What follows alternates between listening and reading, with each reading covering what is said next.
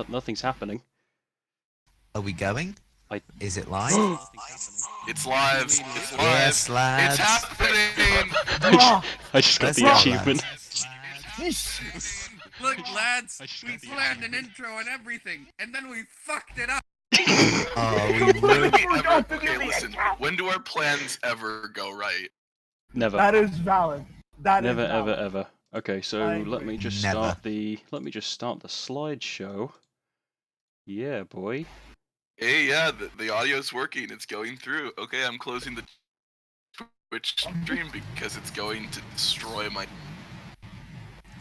Yeah, don't be Destroyed his don't be damn watching the sanity. stream at the And it turns out that Zephyr has just stepped into a wind tunnel. Nice. Okay. Nice, cool. So, Great. Stream to quality. those two people who are actually here, this is the first attempt at a podcast by the Twin Empires alternate universe for the Warhammer 40k setting, or 30k setting as the case may be, because we're 10k years back. We're not We quite haven't- to 40k yet. Yeah, it's too late. We can't do it yet. No, we can't do it just yet. Although some people here have been scheming. Johnny. It'll happen. Johnny. Johnny. Look, Jesus. So we got a number. because y'all aren't 10 moves ahead of everybody doesn't mean I can't be. Exactly. Okay. He has a point. Listen, we're not there yet. Just don't worry about it. No. All right. So We should start with our names. we should. So for the introduction, I am Phantom. I am I suppose you could say, the lead writer, the lead writer of the project. I am the guy who brought these degenerates together, and Founder. I suppose you could say the founder. Yeah. We call him Daddy. I don't. Only don't some push- people do. I don't. Please do not associate me with this. Putis calls me boss, but that's only because I pay him. yeah. And with me, I mean, I write for the First Legion, the Honor Bound, and the 16th Legion, the Frostwalkers. But I also have various other bits of lore that I've thrown into the other legions as well. So moving down the alphabet, we have. Oh shit! No, you guys are all in different places. Let's go for Longsword first. Hey up, lads. I'm Longsword. I write for the 8th Legion, the Nightmare Host, once the Night Riders. They're the scary boys of this universe. And quite fittingly as well, he's on the stream after suffering an allergic reaction, so A+ for getting into character. Oh yeah, and they're the Nurgle lads. It's a fucking near-death experience. It's a sore throat. And I think Longsword is the only person in the server who has been implanted with butcher's nails in his adolescence. Author's nails. They're the author's Author's nails. They both look the same. What's the difference? The keyboard doesn't notice the difference. No, the keyboard's dead either way. Johnny, do you want to go? Howdy, I am the writer formerly known as Johnny Waffles. Now I'm Johnny Pancakes. I write for the 6th Legion Wild Hunters. I write for the 13th Legion Nova Bears and the 14th Legion Brass Mechanists. I have been playing 4th dimensional chess with myself for far too long.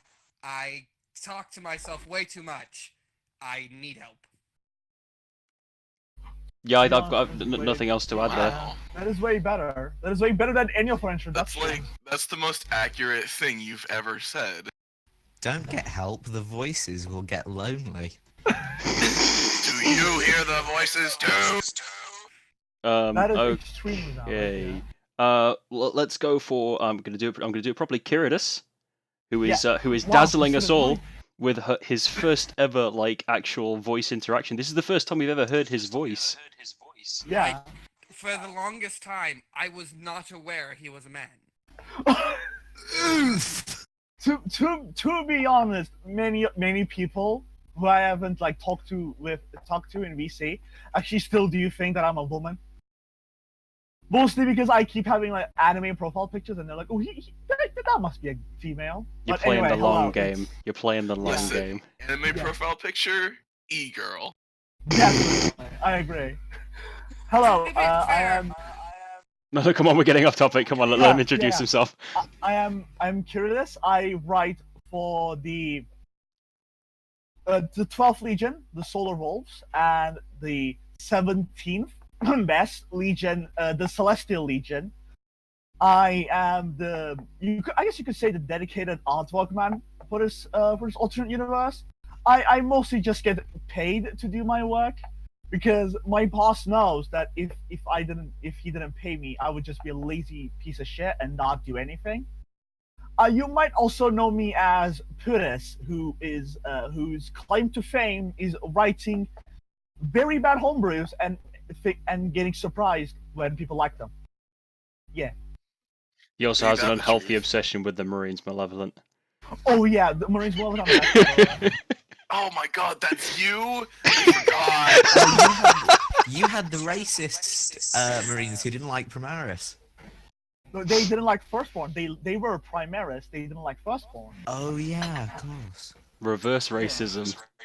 Played the reverse card. Someone has to write Bruh. someone has to write those concepts because they're good concepts. Mm-hmm. Zephyr, why don't you take the reins? the master of sass. Yeah, alright. Hi, I'm Zephram, or Zeph, or whatever else people want to call me. You're just I a loud, write shouty for voice the- most of the time. Oh, sorry. It's okay. I try to I tend to keep everyone in the project in line when it comes to them doing absolutely crazy things. Probably the primary source of canon information and reference points for the AU, as well as I write for the 4th Legion, the Death Lords, and the 15th Legion, the Knights Gallant. I think you just have like all of the Wikipedia articles like hotkeyed or something. Because every time we try and say something that isn't like properly accurate, you're just in there. We're like, no, this is the law. Shut up.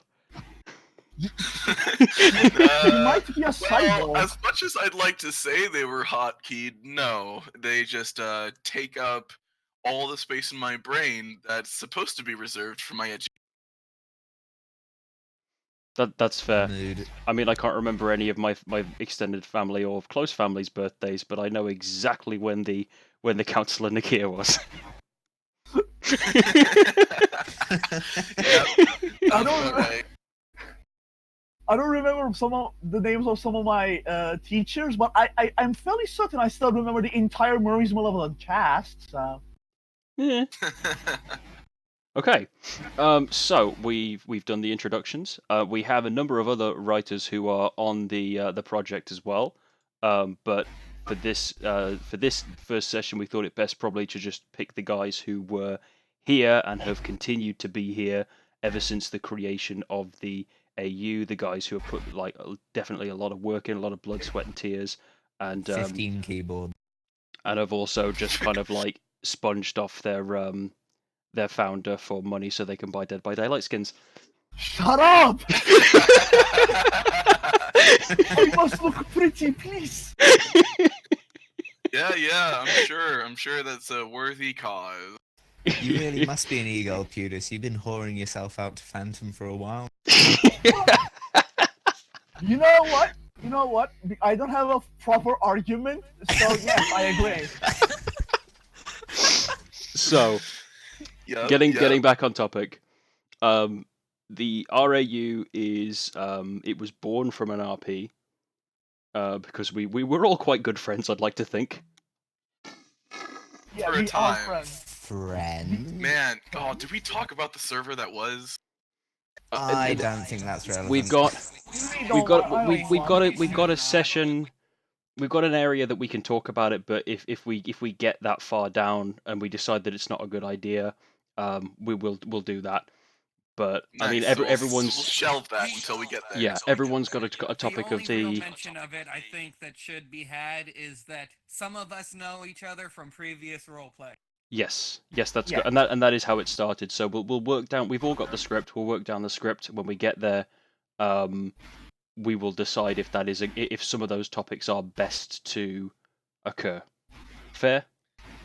Yes. Yeah. That seems like a good No, idea. that's fair enough. Makes sense to me. We are organized and professional. Except for our introductions. Yeah, we did great. Yeah. No, I think we all did good there. I guess we've spent 10 minutes introducing ourselves. This is just groundbreaking stuff. I mean, it's more we've ever done elsewhere in our life. I didn't ask to be anybody called knows out my like last name. I've never Right. properly introduced myself before, so yeah. No, I think Kiridus has probably done the most here in terms of socializing. Maybe. Sounds about So- right. What's a social? So, talking about the AU, the AU is notably different from standard canon. We've got a few major differences. The most notable of it being that the Emperor dies at the end of our heresy during the Siege of Terra. And another one of our And, notable yes, you heard that differences. right. Yeah. You So heard we- that right. He doesn't go comatose vegetable sitting on the golden throne. He straight up dies. His Yeah. life ends. Yes. We ganked that man. He's dead. He's He's gone. dead. But also, most notably, our arch traitor also dies. So It's a We mute. ganked that man. There was a severe ganking going down in that room. it was bad. So the loyalists are left without the emperor. The traitors are left without their arch traitor. But another one of our notable differences is the traitors will actually establish their own real space empire inside Segmentum Obscurus that we have come to call collectively the Dark Imperium. There's no backstabbing. There is very little infighting. The traitors mostly get on. I think kind of like the differences and everything that occurred between the traitors in canon never actually happened. Except for Raziel. But And that's but we'll get to him. We'll get to him. and them Not getting boring. along well. Them getting along well is actually a carryover from the roleplay. Yeah. Because for a time the loyalists were all just unable to work together because of a certain small few, and the traitors were getting along fantastically with each other. It was looking like it was going to be real bad for the Imperium either way. It was actually on the transition of this project to a more written form that we made it a little bit better. Yeah, like We I improved mean, it. Rather than the I'll say now that rather I than was the the, GM of that whole RP, and just giving people the opportunity to choose if they wanted to be a traitor, dumping them all in a group, and then coming in every so often, like poking my nose and to check out how it was going.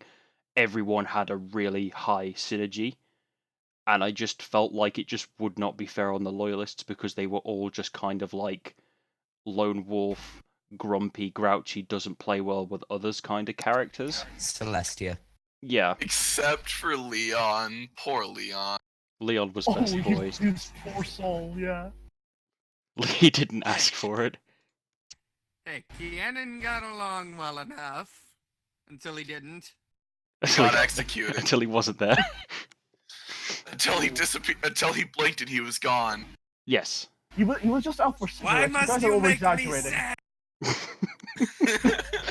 So, in summary, the traitors have a lot more of a synergy than the loyalists. The Emperor dies at the end of the Siege of Terra, but so also does Hyzo Renai, our arch traitor, and Primarch of the First Legion. The reason for this betrayal is that we have a third faction at play here. Before we get to the Ba, ba, ba. before we get to the third faction in play, Miniclip 13 asks, how long has this project been going for? Oh, good lord. I started it. Good lord. Years. End of 2018. Over a year. Pretty sure it was 2 years ago. Yeah, it's been. It's been the longest project I think I've ever been involved in that didn't collapse. Yeah, I think this Thanks, is buddy. It has been the It's all you, has been Daddy. going on for 2 years, 2-ish years, I guess, if we count this one as well. Yeah. Yeah. 2-ish years. Because I mean, the RP It's itself probably it been went going on on for since the collapse of the previous one. Yeah. yeah. I Yeah, so feel old now. we've done pretty well. I mean, there have been areas where we've just kind of like had a lull in activity, and then all of a sudden someone will post something in one of the channels, get a discussion going, and we will just see this burst of activity happen. Not all of the players from the RP have moved over. We have had to kind of recruit play people in to be to create new legions, to take over writing for previous legions. I think the Emperor's Fangs are vastly different from what we imagine them now. The Iron Havocs have been replaced by the Blazing Skulls, also a massive change. We have seen a lot of change. No, you can't go into this topic and not bring him up. We have to bring him up now. Oh god. No. No, please. We had to replace one Primarch in particular, who was very, very. The It didn't source of synergize all the anyway. disunity in the Did loyalists. not work. It No, was a it shame. was- there Right. There was For, some for, for, weird. Allow for, me. for clarification, we're talking about the Primarch Durin, who was the Primarch of the Stoneborn, who we have since replaced. The Primarch and the concept for the Legion itself was fantastic, but he was just fucking grumpy. Grumpy For- old man. firstly, And absolutely refused to like do the sensible thing. Yeah. He was too much of a dwarf. Firstly, when we moved this project from a roleplay to an actual alternate universe project, we wanted to take all of our references to any sort of copyrighted media and just remove them and replace them with other things. And the writer behind Durin wasn't okay with that. There were also some various traits about the Stoneborn Legion that were more fantastical than we were willing to use. There were a lot of such names of as places that tree were people. also kind of that had been ripped directly from Tolkien, and Yeah, I he wasn't also comfortable with that. Didn't he want his Primarch to like steal the Emperor's soul and throw it in a mountain? Throw in a volcano. Yeah, I let's remember that. move on. Let's move on. That's- Let's go. He also- I forgot about that. I'm No, sorry. hold on. I have one more thing to mention. Go He ahead. also wanted a hammer that was strong enough to shatter a Titan's armor. That got me thinking. Didn't Ferrus I am Manus do shivering that? in anger. No, Ferrus Manus caught a las cannon. He never shattered a Titan. Angron managed to push a Titan off of him, but it was a Warhound Titan, and he was extremely tired after. That really fucked him up. Angron is also like notorious for being earth-shatteringly fuck-ass mad, so that does kind of make sense. Yeah. Yeah, that was like his butcher's nails had gone into overdrive at that point, so he was like that was an exception. He wouldn't have been able to do that normally. All right. Okay. Well, now that we've gotten that out of the way. Yes, back on topic. Back on topic, where we'll talk were about we? we're talking Oh. about our Lovecraftian gentleman. Uh, Yes. Actually, Razor. before we get into that, let's I'm gonna dial us back a little bit here. Okay. So the Emperor is dead, but so obviously we need someone to sit on the Golden Throne, and that individual is the Primarch of the Fourth Legion, Solgrim Esperthane, who is in addition a Primarch whose sole psychic ability or psychic prowess is in the field of necromancy, which we will cover later. Yes. Yes. So Oh. the idea behind that is that while the Emperor obviously dies and the Astronomicon does temporarily go out, Solgrim's place on the throne is what maintains the Astronomicon, and there is a huge misinformation campaign kept to ensure that the Emperor is portrayed as still a vegetable on the Golden Throne, whereas I think the actual like proper secret is that it is Solgrim on the throne, and the Psykers who are being brought to Terra to be sacrificed to the Golden Throne are not to keep the Emperor alive, but to just give Solgrim the juice he needs to keep the Astronomicon going. Well, Solgrim's not a vegetable. We still kind of have to talk about that a little bit, because I could see it as instead being a secret project to make to bolster the psychic strength of the Imperium. But we'll have to work.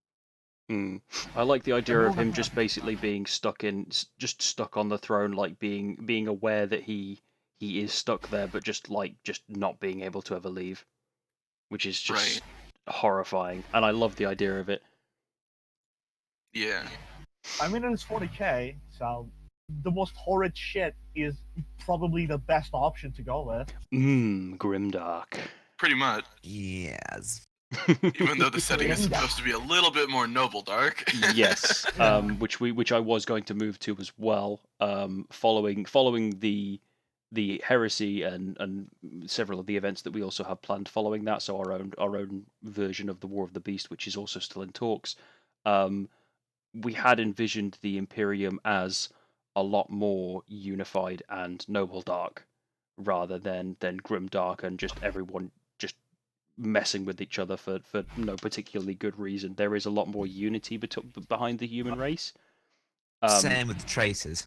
And we have also incorporated that as well for the traitors, because it just would not be fair for the traitors to have such unity and still always be deadlocked with the human race if we were going to follow canon 40k. It just they would just get if the traitors all worked together, the humanity would just be steamrolled. And I think everyone here kind of somewhat agrees with that. The only reason the traitors haven't had a major victory is because they can't really work together outside of the Black Legion. It makes it more interesting, yeah. It does, yeah. So obviously the Dark Imperium was formed. Yeah, but the Dark Imperium was formed basically just following the Scouring, and we can thank Conan basically for just being the powerhouse who has put the Imperium's territories together. But each of the traitors do maintain their own territories within the Dark Imperium. You have like Visar's Plague Realms. Yeah. Conan has like his gladiator territories where people just the slave pits.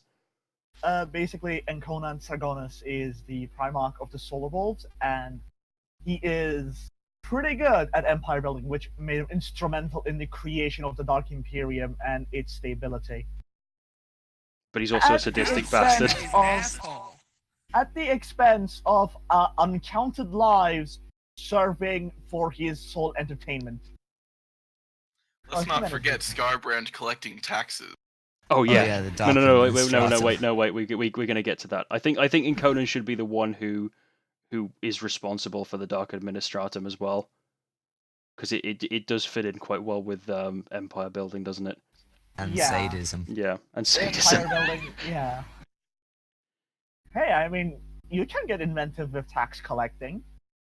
If they don't pay it, then they pay it with their lives. We've had a bit of a laugh about it, but I think we need to go into some serious development with it as well, because I would just love to Yeah. see twisted, chaotic like halls just full of mountains of paper that humans are regularly buried under if they don't pay attention. It just sounds so dark, and I love it.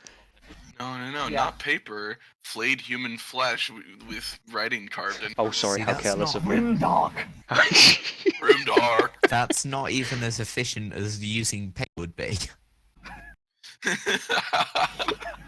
But you see, Longsword, there is an absence of trees in the Dark Imperium where there is no end of human bodies. Exactly. True.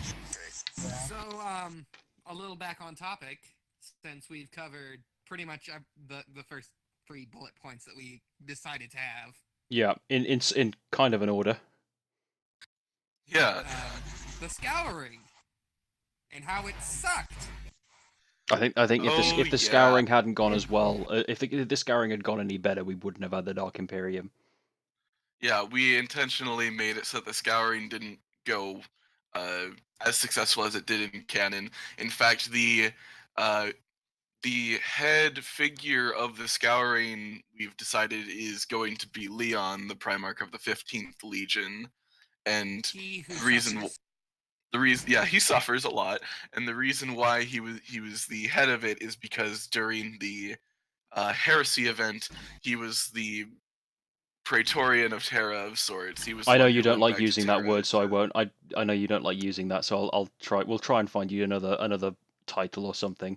I know you don't Yeah, like using Praetorian Praetorian of just Terror. doesn't fit Leon. It's not What? something. Because Leon that isn't, works for he's him. not like Dawn where he's a protector of things. He likes to go out and kill things. Zephyrim has done a really good job for making Leon kind of like feel like the underdog. So when he is finally given that position, it is really quite a redeeming moment for the character because he has no idea what he did to be blessed with such a responsibility. Exactly. Guardian Which is of why the Terran realm.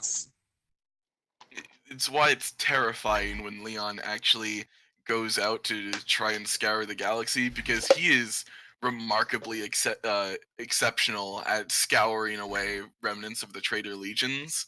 The only reason that he stopped is that they erupt a ruin storm around the area that will become the Dark Imperium. Yeah, and that is mostly thanks to Encoden and also kind of like the efforts of the traitors kind of like banding together once again. There are elements of other loyalist legions who do get up there and get stuck in. Most notably, probably I'd say the Frostwalkers, and what remains of the Celestial Legion, because they're pissed. And Yeah, they're Vorstus angry. Vorstus has probably got a lot of boys left over, considering that he saw a lot less of the fighting during the heresy than the other legions. As for why Bossman just said what remains of the Celestial Legion, the Celestial Legion is not good at making friends and thus got obliterated by two legions at the same time at the beginning of the heresy. Yeah, So, yeah, I yeah. think that's They're we'll one not go of into that. our 2 or 3 shattered legions. Yeah. We've got a few. We'll not go into. We'll save. I think we'll save that until we have like more of a focus on the Celestial Legion, which I don't think is going to be long. I think we've got it definitely planned for like. It's going to be within the next 3 episodes. We'll talk about them. So get your script together. We're going to do it. I believe The Dark Imperium was formed. We talked about how everything's a bit more unified. Yeah. The Yeah, I'm on the same line as you, Zeph. I got this. Yeah, you got it. I believe in you. So we had an idea for obviously how the Dark Imperium be run. There was going to be a lot more unity between the Primarchs. Each Primarch would have like their own kind of like specific territories. They would be responsible for the upkeep and running of those territories. So it's pretty feudal. It's, you know, they're allowed to kind of like run themselves independently, but also they have to contribute towards the greater Imperium in some way. So like Visar obviously being like a plague lord, he's gonna contribute like biological weapons and all manner of fuckery. Ace Ferranus, If anyone needs like Johnny's manpower, Primarchs. we've got zombies. I am a planet, and I make robots. Put your penis into robots. Please. But yeah, for clarification, one of Johnny's Primarchs doesn't do all too well during the heresy. Gets given a major. I get the shit kicked out of me. Yeah. And his legion, not really knowing what to do with him, they hook him up to the CPU of a Forge World, and he basically develops. That goes about as well as you think it might. Yeah, after a couple of centuries, he's got like pretty like late onset Primarch dementia, and he's just, and also the fact that he's hooked up to Forge World CPU does not really go well for anything that's coming out on the production line. So it's just madness. And there are tech priests in my beard. Penis robot. Johnny, I love you so much. Oh my God.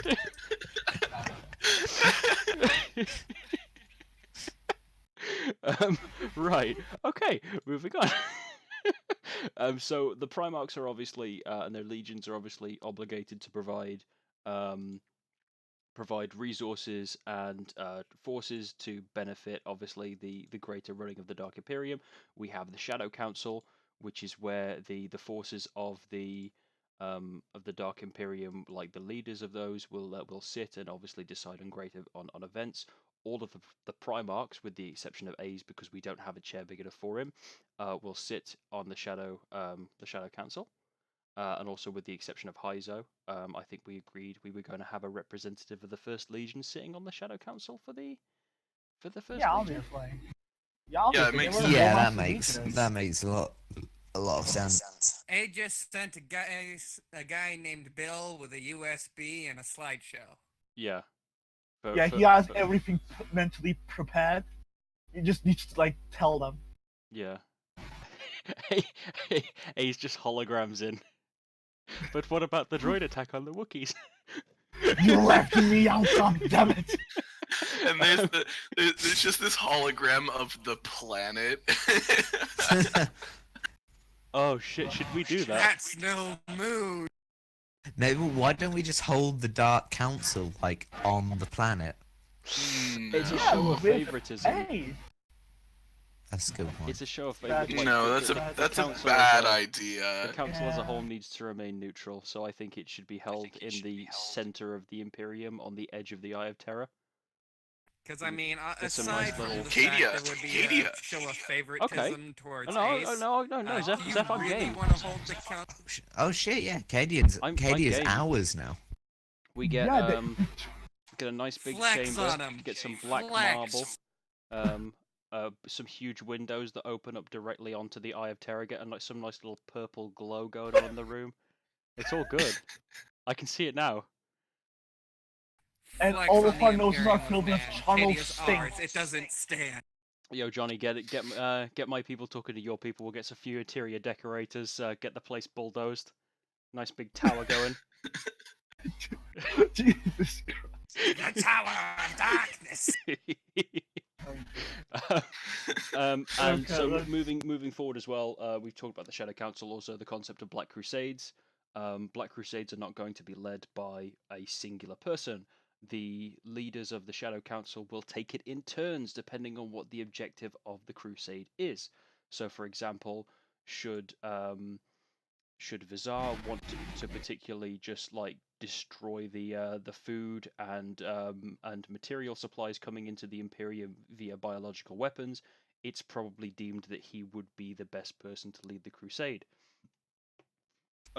Should Belia Dolvenus, the Primarch of the Obsidian Spectres, want to carry out a crusade that relies on subterfuge and sudden strikes, a lot of kind of moving about and unpredictability, they would vote that she would be the appropriate leader for the crusade. Did I say she? Did I say she? Ooh, You Dun, did. dun, dun. Segued into that, didn't I? Plot twist, we have women. they have kids. They don't. They don't have kids. What am I saying? Segue. I'm actually impressed with the speed I segued into that. That was great. You're That a was very good. genius, boss. We're just gonna skip right over those last 2 bullet points. We must talk about it. I'm too proud of that. We'll get back. We'll get back to it. We'll get back to it. Yeah, fair enough. Right. So we've spoken about the Dark Imperium. We've spoken about obviously the Black Crusades. Let's move on to the topic that we have mentioned a Malal. few times now: Malal and the Fifth Legion. That was such a fucking negative response. Jesus. Who was that? Well, he betrayed everyone. To be fair, that Literally was the objective. worst. he did Primarch. a real good job. To provide- All his fault. To provide some context, the Legion we were talking about, the 5th Legion, Sons of the Mist, their Primarch Raziel Elam was, I guess you could say, the lore guard of our heresy, in that he was instrumental in getting the ball rolling. In Yeah. I think we And should as the- clarify. He is a well-written Primarch. It's just the character is in and good. of himself. that's why we kept him. He's Yeah. really good. Let like- me just check my pins in spoiler discussion, because there was actually like a way that we had this. Oh dear, where is it gone? That we had Yeah, a Raziel Elam is a well-written character. We just give him shit because he made bad things. yeah, Yeah. and also he shafted like one of your best friends. Buddies. He right. ruined Yeah. He ruined her. The idea that we had on what we're currently working off, which has been agreed by also the writer as well for Raziel, Max Attack 890. Good guy. He's a really nice guy. I'm currently in an RP with him at the minute where he's one of the GMs. It's going pretty well. So Raziel initially falls under the influence, or falls into the kind of like I suppose he's exploited a bit by Draknian. And Draknian wants to use Raziel by making him the most powerful being and champion of chaos, so that eventually he can just possess him and become the most powerful weapon in existence, which is, yeah, it's fair enough. Hey Um, kid, you want to stab your friends? and Raziel, who is constantly feeling like he is not good enough and never really fits in, kind of wants to become that. He wants to become something of importance. And throughout, kind of like lead the Great Crusade, and leading up to towards the heresy, he is just sprinkling influences and little pushes to make things go the right way. And this all boils down to the heresy happening, and he's a big factor in influencing the heresy. Um, but all of this, in its kind of occurrence, is awakening Malal. Malal is slowly coming into existence with every kind of push of chaos that Raziel is causing. When Hyzo and the gang kill the Emperor, um, and then Raziel kills Hyzo, Draknian finally reveals that his betrayal and attempts to possess him, and to which case Malal, who is just kind of like, this chaos is glorious, wakes up, kicks the shit out of Draknian, and then offers Raziel a chance to serve him and spread true chaos to the galaxy. Which is like, it's like double what a twist. You have it twice. You have it 2 times in a row. It's great. There's like It's amazing. 3 twists in that one scene, and it's amazing. You've got like, I can just imagine if they've turned it into a film or something. You have the one guy who walked out to the bathroom and came back, and everyone's like gripped at the edge of their seats. Like, I was gone 5 minutes. What could I have possibly missed? Yeah, everything. It's normal, complete chaos. So yeah, the main reason the Dark Imperium hasn't made any major progress into the galaxy is because it doesn't have the full support of the Chaos Gods, because they are too busy doing battle with the spiritual form of the Emperor in the warp, and have been since his physical death. And also Malal is in there as well, fucking shit up for both sides. So the Emperor and the Chaos Gods are trapped in this kind of like war in the Immaterium, and Raziel is basically just like kicking the shit out of either side that seems to be winning to keep the fire going. There is endless chaos going on in the galaxy. There is only war in the grim darkness of the far future. Grimdark. Grim dark, noble dark. Roll credits. The Grimdark. Nice. I know we've talked about it a little bit as well. We've spoke about like plans that we've had for the AU's future. I'm not sure how far everyone is willing to go with it, because we still have a lot of stuff to talk about when it comes to the heresy. I know that a lot of it is on me because I have to write the draft first, and you guys have got to kind of like decide if it's good or not. But moving forward into the AU's future, just really quickly, we'll go around and we'll in a group. What would you all like to see? And I'll start with, or what would you like to see, or what would you like to do? I'll start with Longsword again. Since the Emperor is battling the Chaos Gods, and that's one of the main reasons that the Dark Imperium hasn't made much progress. I'd really like to see the effects of that battle on the material universe. So you've got massive warp fluctuation as a result of the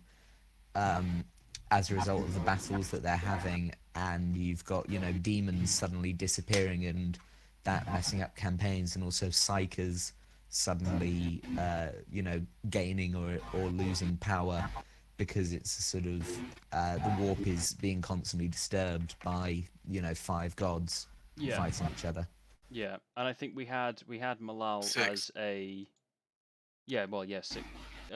Yeah, 6.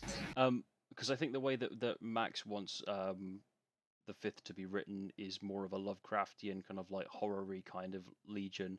They're not there very often. They're not mentioned very often, but when they do turn up, it's kind of like a Legion of the Damned kind of thing.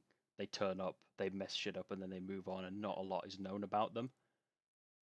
Legion of the Damned, but Yeah, Yeah, they're not on anyone's side really. They don't fight for the Emperor. They just fight for chaos.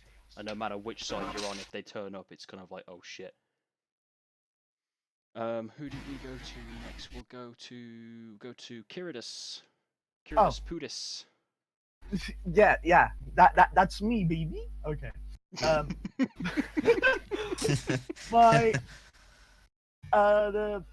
I would definitely like to see how many of the loyalist Primarchs, primarily those who were close to the Emperor, at least like physically or mentally. By physically, I mean of course they stood around him. I would like to see how they react to the situation, to his death, and how the Imperium is shaped as a result. For example, how the Custodians react to the death of their master. Do they stay with Solgrim to protect him, or do they start immediately joining Crusades in as means of getting revenge against Chaos for killing their all-powerful master? Who has yeah, because I let them forgot, like stay on? Marcus Hyzo and Raziel just carved the shit through the companions to get to the Emperor Yeah. during the Siege of Terror. So yeah, no, I completely agree. That would be really interesting to see, and that's I'm actually going to jot that down now. That is something that I think we need to speak about. And one final thing, I would like to see how many Primarchs who remain, who Imperial Primarchs who remain, are incorporated into the Imperium's new way of administration and war. Like, for example, I think I've already made it clear that I would love Celestia to become sort of like an administrator instead of keeping a constant fighting role. Like, she would still regularly join Crusades, but she would not obviously, like, do it continuously. Like every time a small campaign happens, she would not partake in it. If it was to stop a Black Crusade or something, yeah. I would love to see how other Primarchs are incorporated into the new Imperium, and how they react to such thing as a Dark Imperium with its own council, Primarchs and legions. I would just like to see how they feel about a giant rival of theirs standing in the other side of the galaxy waiting for them. Yeah, that's it. Yeah, okay. Yeah, that sounds like a good idea. Johnny's going to say something completely batshit now. Johnny. I'm actually not gonna say anything really bad shit. I Oh. really would like to go more in depth on the relation of the legions that I'm running with other legions, because as of this moment, Ace is friends with one person, and Kianan has some relations that aren't really defined by anything. And I would like to actually define what brand of insanity is currently afflicting Ace, because I know we joke about Primarch dementia, dildos on the robots, tech priests in the beard. But I would like to actually, codify what sort of madness he is afflicted by. Is it the quote-unquote super sanity where he knows he's going crazy and everything he's doing is wrong, he just doesn't care? Or, whatever else. That was a lot darker than I thought it was going to be, but no, we'll talk about that. I'll get my motivation stick later, and we'll have a discussion about that. Also, I should mention for the viewers, Ace Ferranus isn't spelled ACE, it is AES. I just want to mention that. For clarification. Just want to clarify, so no one just confused them. Just went, haha, Ace Ventura. Yeah, that's it. Who? Oh, you don't. I'll explain later. Alrighty Don't then. worry. We'll talk about it later when you're older. Yeah. Okay. Go ahead. Oh my god, yeah, Longsword's the youngest of us, isn't he? Young lad, yeah. Yeah, and I've Man. written the most. It's Zephyr, sometimes hard just to say forget something, please. that he's Zephyr, not just say actually something. an adult. What? Zephyr, just say something, please. Welcome to the rice fields. No, not like that. Okay. Hyzo when he fights the Emperor. I've never felt so attacked in my life. Okay. Now. Oh What do you want me to say? What are you looking forward to developing in the AU? What are you looking forward to Oh developing right, in the yeah. future of the AU? I haven't really thought about this topic thoroughly, but one thing that I thought would make sense for Leon to do is that after the heresy happens, sometime after the scouring, either immediately after or maybe a little bit of time after, he was going to take the Emperor's sword and go into the warp to find the Emperor, and just kind of go on this long warp entangled journey to find the Emperor and give him his sword. Um, and he was going to entrust his ideals and his original purpose that he wanted, which was to bring light to the darkness of humanity, to bring to enlighten the wayward humanity, reunite them, and be united forward into coming whatever happens, just unite humanity. And he's Because he going to kind of entrust that shafted to them his by left. introducing religion to them again.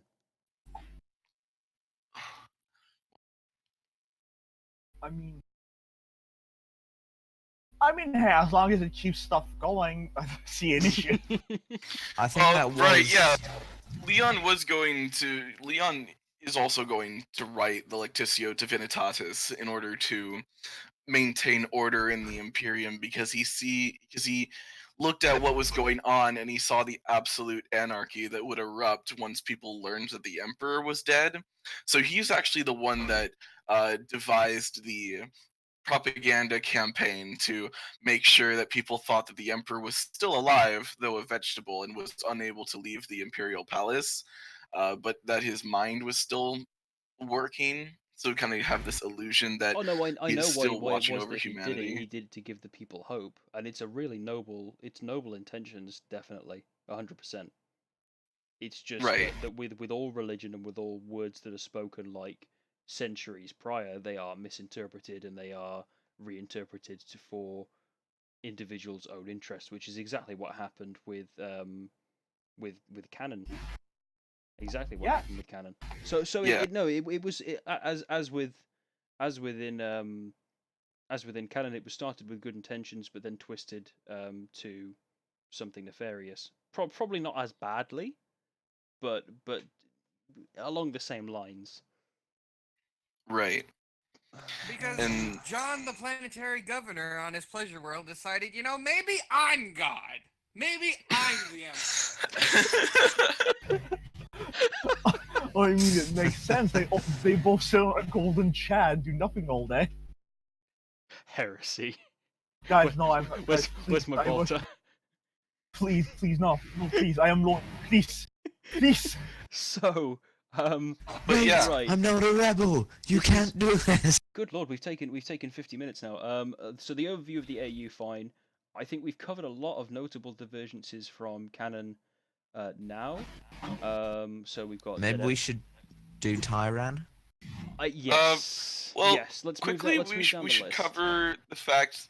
We should cover the fact that we do have female Primarchs and Astartes in this universe. If that wasn't clear, Yes. there are not many of them, and the idea that it was kind of an accident that some of them were female. Yes. So in terms of the genders of the Primarchs, 2 of them are female. No. Ooh, no, 3. 3. Only 3, yeah. I forgot Originally, it was Zilthia more. existed for a second. Sorry, Zeph. I mean, it's fair. So She stopped mean. existing for a good 10,000 years. Oh, that is completely valid. If Sven What was a in here, product he'd on be the And left. whose feeling. fault was that, Zephram? I failed my duty. So we have three female Primarchs. Initially, there were, when the RP was a thing, we had a lot more, but we've slowly narrowed it down to 3. So we have Zilthia, the Primarch of the Shadow Angels, who just bites the dust because of They put Zephram. They put actual cover nails that in our head. later. We'll We'll cover cover that, that in I think some episode in the future. Yeah. We have Belia Dolvenus, the Primarch of the Obsidian Spectres, who is objectively best girl. and must be protected. How at all dare you? costs. How He's dare biased. you? That's his wife. I was gonna Don't say. listen to this man's lies. No. Austin, please. And we have Celestia, who is just basically the definition of a tsundere, like an 9 foot tall tsundere in power armor. She's also extremely Okay, paranoid. And just to clarify real fast, because of the way that fandom is talking Okay, about no, this, that- we're not that kind of AU with female Primarchs. This isn't that kind of story. Oh yeah, dear. don't worry. Do not. It is nothing like that. I am the one that writes Celestia, and I can assure you, I'm trying my best to not make her horny material. Please. Incest is definitely not Wincest. I agree. Now that's the kind of Primarch relatable decree. content It's that I also like. written in the Lectitio Divinitatis. That's the first. That's like Primarchs Genesis must not 1-1. be subject to lewdness. It's like an actual rule. And Rule 34 is specifically excluded for Primarch. yeah. Oh, and obviously, I should make a side note of that. Celestia is really paranoid and might have been responsible for some of the Primarch's betrayals of the Emperor. You don't So say. please do not think good of her. She's a Um, bad person, please. So we do have Yeah. the female Primarchs, and also I think we also discussed that depending on Legion, the gene seed acceptance rate based on gender is also varyingly different. The Shadow Angels, for example, have an acceptance rate of like basically zilch for females, and it's all pretty much males. The Spectres, on the other hand, have a higher chance, more or less like almost exactly 100% female acceptance rate, whereas the Celestial Legion are kind of a 50-50. But it kind of Yeah, they're mixed. it sways a little bit more towards female because I think you've got a lot more female named characters. Yeah, a high And to number of them are expand- female. There And is to a expand on the Shadow Angels gene seed situation, those females that are accepted by the gene seed become a lot closer to their Primarch rather than the males, because the females end up growing wings. They're not mutants. Shut up. We promise. We swear, please. You can trust me, Marine's Malevolent fan, #1, because there's no one else. So yeah, that covers the female Primarchs Astartes. Yeah, we're using all 20. we're using legions. all. Yeah. Yeah, there are no All lost 20 of them? legions. None of them got lost, and none of them got murdered. They're all still here. They're all I think taken. that's maybe a product of it being a role play technically, originally. The 13th disappeared for a hot minute. I Yeah, did so for did like the- a minute. So went did out their for Primarch. They went out for 6. Don't be so mean. So yeah, but I mean the 13th. Listen, the 13th every were time you exiled for a mention it, little I'm bit, gonna so it's remind you. not- Leon blinked, and Kynan was gone. No, please. We must not. Yeah, Why so we have can't all, we have you all... do this to me? Gentlemen, don't Just let me get my please. beating stick. All right, Tyrant. Don't threaten us with a Tyrant. good time, Phantom. No. Oh dear. Are you sure you're the youngest here? He Yeah, we have, definitely is, but getting back on a point. Getting back yeah. on point. Tyrant and the 20th Legion. In its like conception as an RP, myself and the other GM had a really super awesome idea that we thought was brilliant, and like no one could have ever possibly conceived it. We schemed and plotted and planned for the 20th Legion for their Primarch to have been actually consumed by Tyranids while he was lost in his gestation capsule. And so we have this huge, great big, nearly a decade-long war towards the end of the Great Crusade, where the Tyranids, or at least a small, mid-size hive fleet, arrive in our universe, and it takes like all 20 legions or most of the legions to fight them. And during this, the 20th Legion, they meet with their father, and like half of them decide to join the Tyranids, which is extremely heretical. It's so mean. Beyond What do you heresy. mean you're joining the flesh-eating parasites. They can't even govern the universe. They don't even know how to read. How is your Primarch Bug Daddy going to read you bedtime stories about destroying the Imperium? In Their This is vibe just is like- terrible. with the benefit of hindsight, 3 years ago, it was a really good idea. Okay. Look, I like the bug people, so I wrote about them. Yeah. Simple.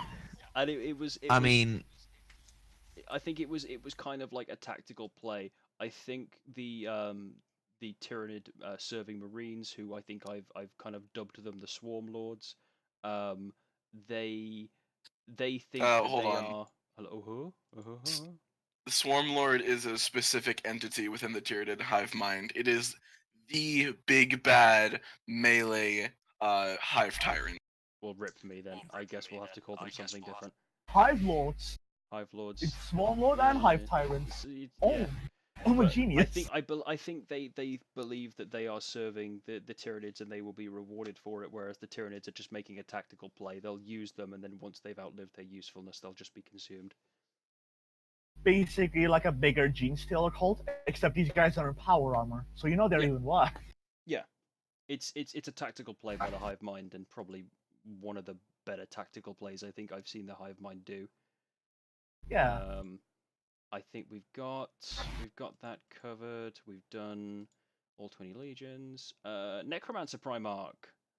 Zephyrim. Solgrim Esperthane. Number 4, Solgrim Esperthane. Solgrim is a Primarch who grew up on the world of Noctree. He's just gonna start reading Sorry. the Oh Wikipedia my article. God. Why is so He ate nothing but. No one Burger told me King about this foot guest lettuce. appearance, please.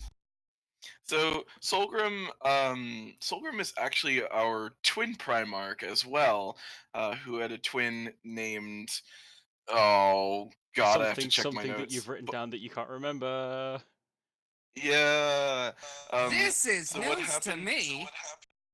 You've been I was living writing it in under the a channel. rock. You should know already. So, what happened is that the pod landed on the planet Noctria, and there was this huge battle by all these different continental cities to retrieve the pod because it was a pretty psychoactive world, and these different nations have been in a stalemate of mutually assured destruction for a long time, and basically, the Solgrim and his twin were separated and different from Alfarius and Omegon. They each individual only had half of their soul, which meant that in order to be a complete entity, they had to kill or consume their other self. What a twist. And in the end, Solgrim ended up winning out and becoming the dominant personality and entity and absorbing his twin and really coming into his own with his power.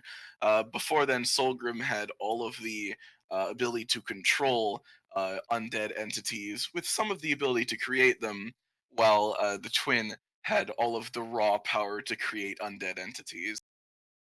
And I think that plays quite well into the Fourth Legion before they met their Primarch as well, because I believe the Emperor created them to be his Psychic Legion. He kind of had that design in mind, but then he was quite disappointed when it turned out that they couldn't actually do much psychic-y stuff, and he just kind of shelved them as a kind of failed project. They were responsible for a lot of the mop-up stuff, and then once they found Solgrim, and once they were shown and realized they had this huge potential to do necromancy stuff, they just tore shit up, and it was great. Why are we still talking about They this? It doesn't need talking about anymore. It's great. Yeah, It's I liked awesome. it. Artificial blank. Yeah, the blanky boy. Hadrian He left. who fucked me. He has reverse mind booty. So Hadrian left, formerly Karen left because we had to do a quick name any change switcheroo. There was totally no other Primarch named Caron. Don't mind us. Yeah, Shut Karen, up. who's he? Never heard of him. Yeah, go on. He I think it's kind of like would add context to this, but when we did the RP, we all had to pick a legion number, and the legion number corresponded to what your legion would specialize in. So everyone had to take a pick. I had an anti legion legion specialization. I had an anti psycho legion specialization. So Mongoose, he picked the 11th, and the 11th, their specialty was meant to be anti-psyker, which I was totally down for. And Hadrian was created as this Primarch who, instead of just outright cancelling out psykers, like kind of just saps their strength. He's kind of more of like a psychic leech, where he just saps away their strength until they just have no further willingness to continue. Expanding on this, the reason why we decided for him to be a leech rather than an actual blank, as much as leech is a better idea I believe, Primarchs are themselves warp entities, or that's at least our interpretation of how they were created, especially because Corvus Corax, after spending 10,000 years in the warp, can turn into a flock of ravens and then reform. Nothing personal, kid. So basically a blank Primarch would be impossible because you have to have a presence in the warp as a Primarch. So instead he is this leech of psychic energy, of warp energy. Yeah, you cannot literally like make yourself more vulnerable in a sense. Also, I believe it was mentioned in one of the Horus Heresy books that there has been no recorded instance of a blank Astartes. So it would, in my opinion, only make sense that there could be no blank Primarch as well. Yeah, we tried to keep the 11th grounded in a bit more kind of like realism to the setting as well. So I think that worked out well. And Hadrian and his legion, I believe, had quite heavy kind of interaction with the Sisters of Silence when they were still in their heyday. They interacted quite heavily, they got on quite heavily, and there was a lot of cooperation between them, which also just kind of adds to the flavor, definitely. Right. Mark III. Mark III. The Mark III armor. So for context on this as well, our version of the Mark III power armor is slightly different. Initially, this was because in the RP, and I'm gonna be keep going back to this. The RP was the Mark III power armor was supposed to be a labor of love between the 2nd Legion Durin and the 14th Legion Aes Haranis. It's me, your boy. That guy. So that worked fine because the Mark III, which we have lovingly dubbed the Chimera because it was a fusion of the two technologies, which still kind of holds true to the current version that we have. Durin, his technology relied a lot on warp charged runes, which was another thing I was quite disliked of. But he fused it. The technology was fused with Mechanicum tech, Imperial tech, and it boasted a much improved power supply, greater range of mobility. It was just an all-round better suit, and it made for a lot of different attachments that could be added because the power pack was a lot smaller. Since we've had to replace Durin with Zolin and the Astral Jaguars, who are coming on quite well, I might add. They have definitely improved, especially in the color department. Oh gee, yeah, like another shameless self-promotion. Nice one. Give yourself a pat on the back. Give yourself a pat on the back. Can you hear it? I am doing it.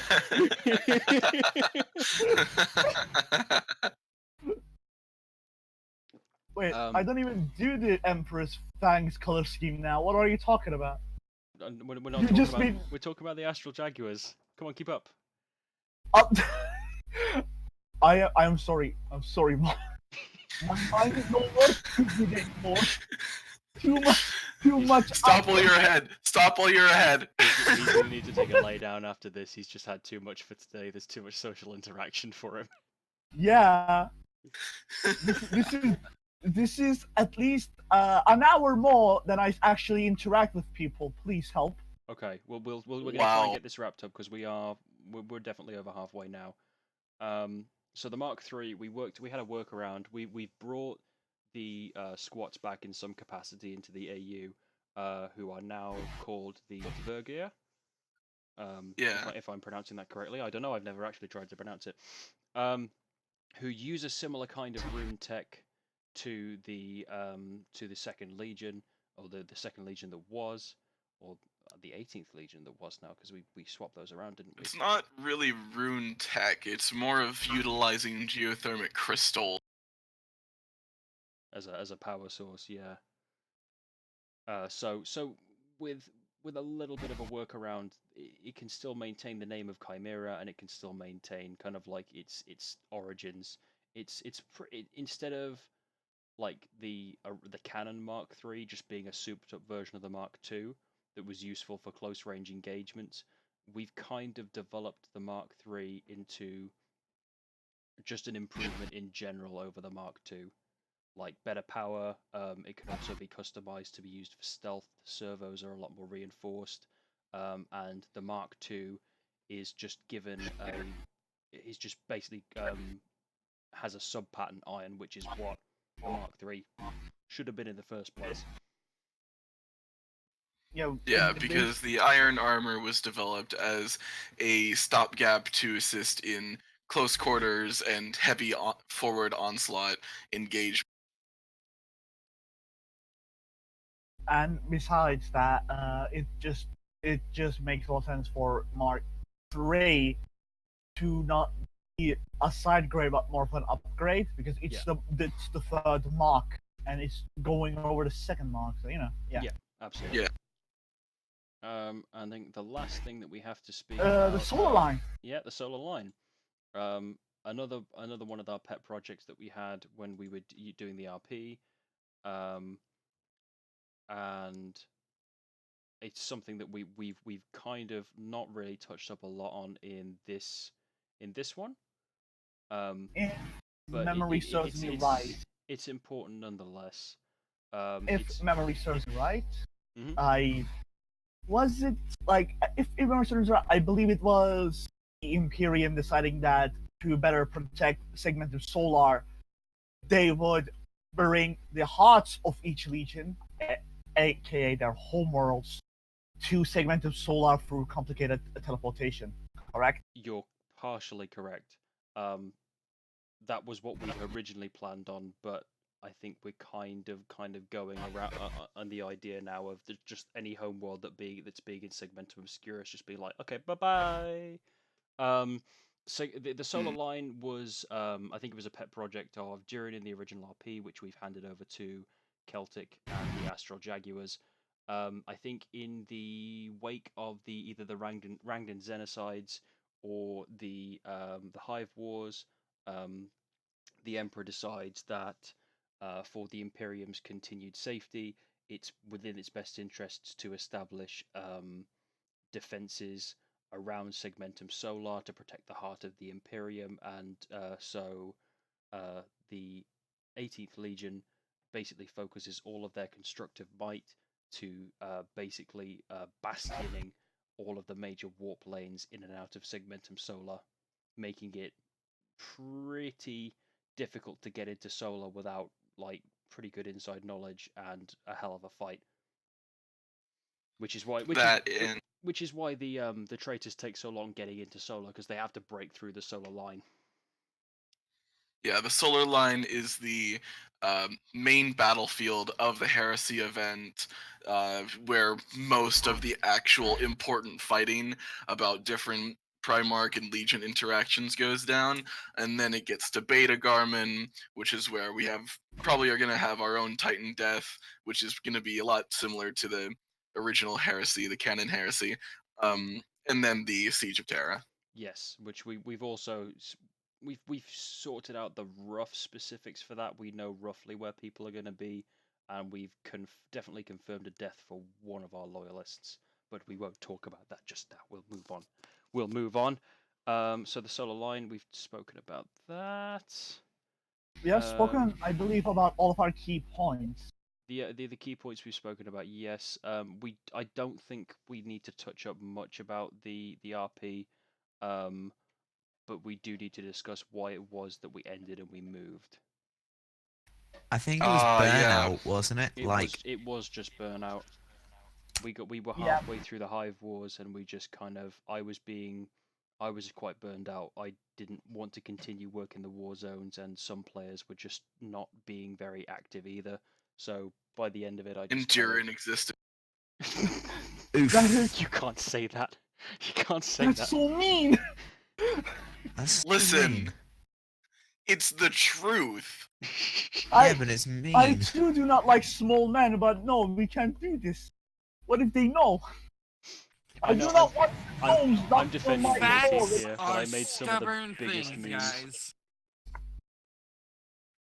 guys. So yeah, we kind of wound it down.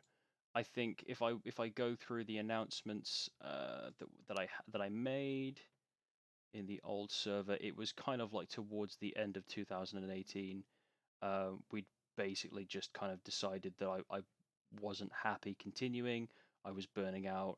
I just wasn't having a good time, and I think at that time I'd actually gotten onto the 40k homebrew wiki, and I'd seen that there were a few people who were also doing collaborative projects. I think the major inspiration for me to kind of like get this kick-started was Legions Reborn, and I fangirl a lot about Legions Reborn because I really like a lot of the work they've done, and that was before I got into the Rift Hammer server and I saw all the other AUs that were going on, and it was like a kid on Christmas morning. All the stuff they do there is great. So I reached out to you guys, and you were all mad enough to follow me. The author's nails must be satisfied.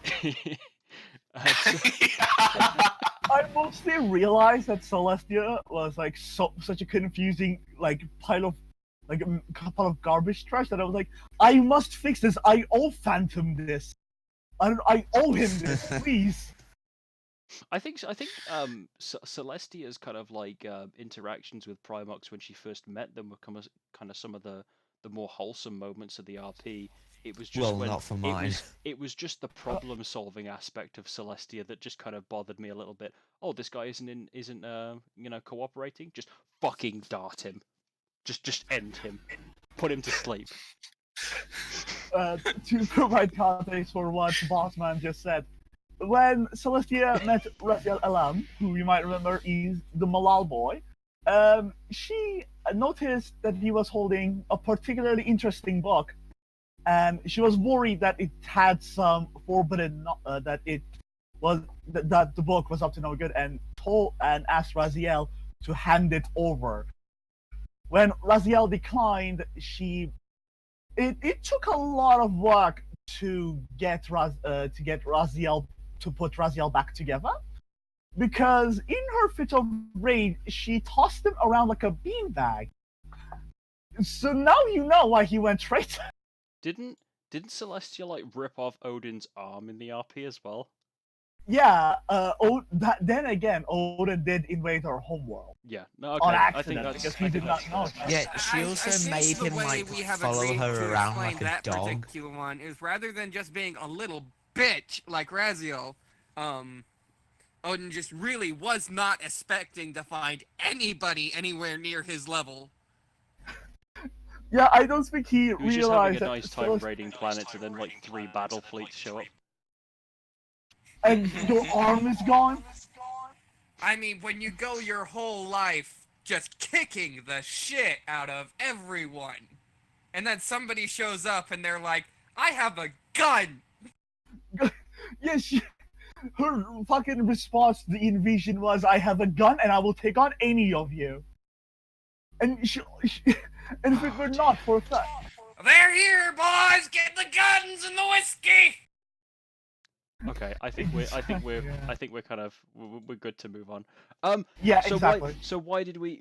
I think that the main reason that we chose to make this a project is that I genuinely enjoy working with you guys, and I think probably making it in a project was one of the best things we could have done, because looking at all the characters that we've created in the RP, looking at the events that we did, all the stuff that we did, it was good. There's a lot of potential to expand upon it there. And like, yeah, Longsword, I sound like I'm just kind of like giving you a massive pat on the back because like every time I ask you to do something, you print out like 5 paragraphs within the first hour, and it's actually terrifying. You need to get some help. Are you okay? Have you slept recently? I'm You get your 8 hours. um it yeah, that's you're right. That's all I have to say about that. I do write a lot, mostly because I'm like depressed, so it takes my mind off stuff. Oh. Oh. Oh, Oh, Oh. this is knowledge I did not expect to learn tonight. Oh Things we learn about each other. This Are is we- a true bonding Are moment. we podcasting or are we just meeting up for Alcoholics Anonymous? Hi, my This name's is an Phantom, and I've been intervention. writing lore for 3 years. Hi, Phantom. Some people have coping mechanisms. I have coping people. No, this is horrible. This is- Right. I think it's fair to say I get on really well with you guys, and a lot of the people who have come in as well. Max, I love Max. And then we've got like Celtic, Davidson. We've got Mongoose. We've got Phantom, Varian, and we've got Sven. So we've Got Varian We've got Varian. He's here. when Some- he exists. Sometimes, occasionally. when he pops out of the warp for a good little small. Ooh, excuse me. isn't he in the military? I think Yeah. he's in the middle. I have first-hand experience of I have first-hand knowledge, mostly because I told you guys this, and I'm not gonna bring it up here, but yeah. Okay. Okay. So right, let me just stop the slideshow now. And we will discuss the Legion. So the ones that we are looking at now, we have the First Legion, the Honor-Bound, Primarch, Heiser, and I. And they're Space Samurai. Let's move on. Hey, no, go back. We're talking a little bit more. Oh god. Yeah, it's not that. It is, You've been writing lore for 3 years, Phantom. It's time to talk about it. Oh god. old do man, we have must to? talk about the anime, please. If Give I- us a small little synopsis about their culture, Right. other than Space Samurai. Right. So the First Legion, their homeworld is Kostalan. It's a feudal Japanese world, very heavily inspired, and Heizo was the absolute unit that liberated the world from the oppression that it was faced by tyrants. When the Emperor finally found him, he had complete dominion over the planet and was working towards making it better for its people. As such, Heizo was the first Primarch to be found, which is also a little bit weird because he's the first Primarch as well? Question mark. ... Just a happy coincidence. But the Honor-Bound are split up into five great clans. Each of them is led by a mixture of Terran and Castilian recruits. So some great clan are led by Terran veterans, and some are led by Castilian Marines who have joined Heizo from Kostalan. So there's quite a mixture of cultures there as well. But each of the clan masters are left to rule their great clans in whatever fashion they deem fit. So you see a lot of different kind of like themes and tactics, but mainly they tend to focus on manipulating battlefields, maneuvering soldiers into positions that do not need that are inopportune for them, and then just absolutely messing them up when they've left themselves exposed. But no, I think that's a fair summary for them. Yeah, that's fair enough. I was When they go chaos, though, they have a number of them that stay loyal. I The don't wanna Black talk- No, Ronin. I don't want to talk about the Black Ronin because I'll go off on a tangent. I love them so Oh, much. shit. So let's wait until they That's have their fair, spin-off yeah. episode. Yeah, let's wait on another episode. I would also Yeah. like to mention Heizo. The name Heizo might sound familiar. That's because it is familiar. I'm just gonna let you guys figure out what it's supposed to be. That's all. I don't know what you're referring to. Is that a JoJo reference? Oh No! no. No, it's not JoJo. It's definitely not JoJo.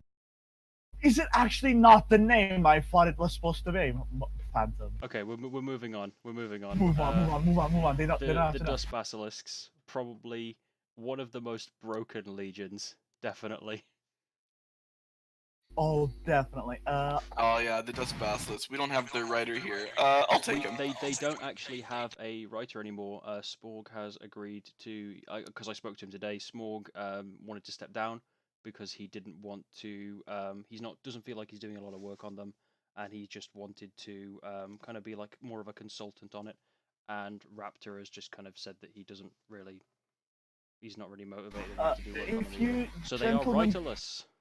if you gentlemen do not mind, I need to do something really quickly. You guys can continue on. That's fine. We'll monologue without you. Yeah, it would be So, easier yeah. that way anyway. Okay. The Dusk Basilisks are. They were originally a very well.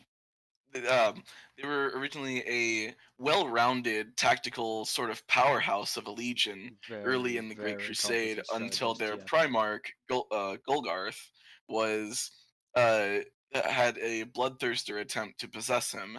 Afterwards, the legion started to sprout more berserker-like tendencies. yeah. They kind of just got messed up by whatever it was. It was like a psychically transmitted just disease to their gene seed. So eventually they just ended up becoming really terribly uncontrollable berserkers to the point at which where other legions actually had to step in and submit their gene seed for soldiers who would become officers. It was that bad. And Gulgarth himself is a pretty nasty berserker as well. So I think but again I think Gulgarth feels a lot of regret towards um, what he has done to his sons when he sees them. He just feels terrible for what he's done to them, and there's a lot of effort on his part to make them to redeem himself for them to become the Gene Father that they envisioned him being. So there's a lot of room for redemption there, and I think he's generally one of the more interesting legions who we haven't done an awful lot with, but I really know that we want to. If we find the right person to do it, we we could make them really really great. They come as close as I think we've ever gotten to a genuine lost legion after the heresy. Yeah. Yeah, right, guys, so... I need to go now. I'm really sorry. That's okay. That's perfectly That's fine. alright. I will. We can go through the rest of the legions. Yeah, thanks for coming. Okay. Thanks for coming though, dude. I'll see you You've guys been around. great. Glad Okay. my mic just cut out in the middle of that. So Shadow Angels? The Shadow Angels are currently written by Sven. Their Primarch is Zelthea Esperthane, as we mentioned before. The reason why she shares her surname with the fourth Primarch, Solgrim Esperthane, is that in their backstory, Zelthea actually found herself on the world of Noctrea after having escaped a group of slavers, and um, afterwards, Solgrim took sort of kind of adopted her as a sister because he could recognize that they were both very similar beings, and that there must be, and through this, there must be some sort of purpose for why they exist. So yeah, the Shadow Angels are very much fast attack. They fly and they smash and they do the biggie bad damage. They're pretty. I think in terms of between them and the Outriders, it's definitely the Shadow Angels that attack a lot quicker.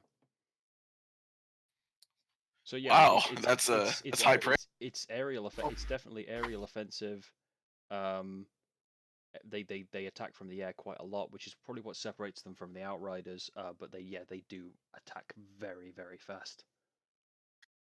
Yeah, I think and as well, Zelthea herself is our perpetual. I think we downplay that quite a lot as well, don't we? Yeah, she. It's very. it's very vague throughout the RP, or at least it was through the RP, and we're gonna have to kind of write that in a bit. But we're kind of intending for it to be remain vague until the actual Siege of Terra comes around, where we learn for certainty that she is a. Yes, and she's also a slave as well. We'll talk about that in their discussion thing. Yeah, they'll get their own episode, They'll as get will their own every other episode. Legion. Yep. Zephyrim, your adoptive Yeah, sons. still me. Death Lords. The Fourth Legion is the Death Lords. They, We've spoken about them a lot well, already, so you can keep this pretty brief. yeah. So basically, their psychic ability, including Solgrim's own, is that they aren't able to use conventional psychic powers as well as any other psyker. Like their warp lightning is just sputtering sparks. It's so their real power is restricted and focused on the necromantic level of controlling corpses and souls. And um, I've kind of workshopped a thought about that their control over the dead has to be done at the moment that they die. So like, because in 40k when someone dies, their soul goes back to the warp to be recycled and made into a new soul to go into a new body. Right. I'm thinking that in their psychic focus, they grab that soul before it goes away and forcibly animate it within the body before, while it's still dead. So there has to be corpses that have only been dead for a certain amount of time. They can't have been like you literally just can't raise like skeletons and rotting bodies out of the ground. Right. Okay, no, that's interesting. They have to be Or one of freshly those, I killed alive. just shot you, and now you're gonna get back up. And for certain, I'm thinking that there is going to be more advanced forms of necromancy that allow the raising of older bodies, but it's going to be a lot harder than just like this mainline raise what just recently. Hmm. But I think Yeah, that makes we have sense. also kind of like said in the past that the Death Lords are comparable in psychic power to the Thousand Suns. Definitely in terms Yeah, of their in psychic terms of potential. raw power and potential, they're comparable to the thousand. Especially in their numbers as well. Okay, no, Indeed. I think we've definitely whetted appetites for talks about them a little bit later on. Right. Fifth Legion. The Boo! Sons of the Man. Boo! Shame. Shame. Da, da, da, da, da, da. I don't But think I want to get too much into DSL with the Sons of the Mist without bringing Max in to talk about it, so we'll keep this pretty brief. yeah. So the Sons of the Mist are, I think Max created something that was very different from what I had in mind, because we had the Obsidian Spectres and we had the Sons of the Mist, and they were both legions that should specialize in stealth. Belia, Mace took her legion in the direction where it was blend in with the background and not be seen, whereas Max created the Sons of the Mist to be like, well, you can't see me if you can't see anything else. So, like, for clarification in this, the Sons of the Mist use not fully understood psychic powers to just completely envelop battlefields in mist and fog, and then strike them while their senses are completely numbed, which is a great concept in itself. And they prey a little bit into terror tactics as well, I think, because people just kind of shit themselves when they can't see past the end of their nose. Yeah, it is a terroristic approach to stealth. Yes. Which is what makes them completely unique. Their Primarch is Raziel Alam. Their homeworld is Lavistra, which is a planet that is notorious for being covered in fog, and there are lots of predators and creatures that dwell in said fog, which are also very terrifying. I think Raziel and the Legion do change quite significantly following their acceptance by Malal, in which they become more kind of like Eldritch, Lovecraftian, and very unknown. They do become a lot more unknown. Yeah, definitely. definitely to say for certain. But we do not want to go into a lot of detail about this Legion because to be honest, we could not do its service without their writer being here. Which we are going to do for each Legion. We're going to have course. subsequent episodes in the future, Legion specific. Yeah, I think each time we get a project going for the writer, we want the writer to be in here, which is probably Yep. going to mean that we'll probably be doing the legions that don't have writers last, and the legions that don't have an awful lot of fluff or lore for them, we will move kind of like to later on the list. The legions that have the most writing for them, we'll kind of like work towards a bit more first. So, all you people listening, all you writers, you heard it here. Get working. Which is a threat. It's a threat. Which unfortunately means that we won't be able to go through each Legion in chronological order for subsequent episodes, because not all of them have as much information to work with. Yeah, slightly disappointing, but hey, those are the cards we've been dealt. Do we want to talk about the Wild Hunt? Johnny! Well, first and foremost, the Wild Hunt is based very heavily around Viking culture, and I say Vikings culture specifically because there's a major difference between Viking and Norse culture. Mhm.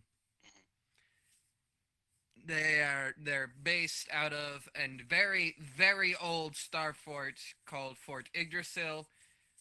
It's got several of the Ark ships that carried humanity off of Terra stapled onto it with super glue and hope.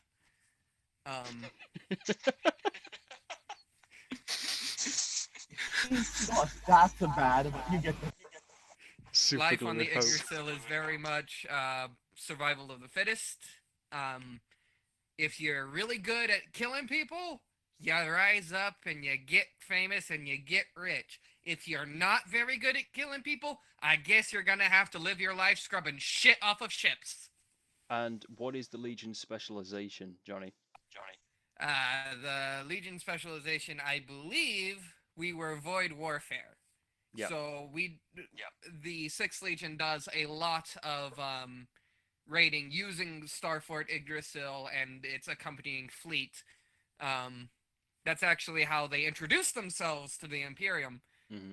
As after the Primarch Celestia was found, shortly after that, my Primarch Odin showed up and was like, I want this planet and its resources. And Celestia said, no! I want your arm! And she took it. She took it. No And questions she asked. took it. And she took it. Asked. Judge. It sounds so bad, but it's absolutely the way it went. Yeah. So yeah, the 6th Legion, the Wild Hunt, they'll specialize in naval warfare, boarding actions, and just general raiding Viking bastards, and it's great. Nope, nobody knows the void better. Mm-hmm. The Blazing Skulls. Ooh. Fire! The flaming. I can't say the rest of that, but the flaming, yeah. Yeah, Guy You can Fieri's cover that one, Legion. Phantom. The Fury, yeah. Yeah. The Blazing Skulls are led by a lovely gentleman called Jaraxxus, who I believe, if I scroll down because I'm not fully sure. Yeah, his home world is a lovely hive world called Ignis, where it is actually kind of like a pretty big deal for people to just be thrown into fires to fuel the Forge world. Or Hive world. I said Hive world. Feel the forces of the hive. Yeah, no, yeah, you got me. The Legion, as I'm sure you can all tell, specialize in fire. If there was Fire! a Legion Do-do-do. I command you to burn. If there was ever a legion that could embody the saying "Let the galaxy burn" in the most literal sense, it was them. And we think absolutely love them Salamander, for it. but even more fire and not nearly as nice. Yeah, because what was the specialist design we were talking about the other week for them, for a Land Raider, and it was just the dumbest thing, but it was great. Yeah, I got it now. The Land Raider Ifrit. Oh, that's literally, right. literally just take a Land Raider chassis, fit a Volkite demi-culverin on the top for 360-degree Volkite fire, and then put heavy flamers on the sponsons. It's the dumbest thing, but it would be so cool. It should have double heavy flamers on the spawns. You have one in the front and one in the Don't second threaten spot. me with a good time. He'll be in here in a minute. Oh, I'm not threatening. I'm saying you should do it. So This is not a threat. This is an order, Phantom. I'll talk to Varian the next time he's online, and we'll sort something out. But I think it Yeah, would be okay. it would be really cool to see something like that. So yeah, Jiraxis is a really Pintle mounted heavy flamer too. Oh, stop it! Stop it! Listen, Ah, Land we Raiders have just pintles. left too. We cannot do this on stream, We can't do this please. on stream. All right. Naughty. So yeah, Jiraxis just wants What? the galaxy to burn because of some. I think it's a vision or belief that he has that burning the galaxy is the best way to cleanse it of all its evil and prevent a coming apocalypse. But that actually turns out to be the worst possible thing that he could have done, and it ends up adding to it. So yeah, Yep. I think that kind of summarizes them. Oh, 8th Legion, and the Longsword Nightmare had Host. to go and go.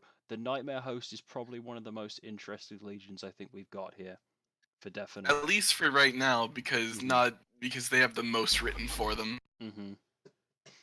The Nightmare Host were originally designed as the Fear Tactics and Psychological Warfare Legion, and I think Longsword has definitely embraced writing them, especially through the Great Crusade, as Keepers of the Peace. He created a Primarch who uses Fear Gas, Phobosia, to basically just turn the Legion into a bunch of like the cross between the Night Lords and Scarecrow from Batman, and they're great. And they just casually commit war crimes all the time, but nobody says anything because they're just so scary. So scary. I mean, hey, they're keeping the peace, quote unquote. So who cares? I think also I'm they like- also to kind of throw that out there. I think the Night Riders, because that is what we call them pre-heresy, probably had the same compliance rate as the Night Lords without the bloodshed. And then they increased it tenfold, but they also increased the violence. The violence has literally escalated. Absolutely. I it believe is Leon worth is the noting- only. I believe Leon is the only Primarch that confronted Vizar, Vizar Tyrell, the Primarch of the Nightmare Host. I think Leon's the only one who actually confronted him about his such casual disregard of like war crimes and stuff. I mean, and Zilthia ruled confronted him. him, but it was a lot more violent. It's a different story with her. Oh, that's right. Yeah, Zilthea did that too. Yeah, it's a lot more different, but definitely, especially considering that they afterwards they fall to Nurgle, which is probably one of the best, one of the most ambitious crossovers in Marvel history.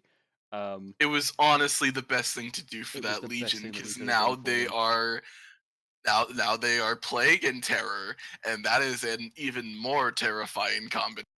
We've actually had, for those watching, we've actually had focus groups where we've tried to think of ways that to actually stop the Nightmare Host from doing the things they're doing, because they're just so damn overpowered.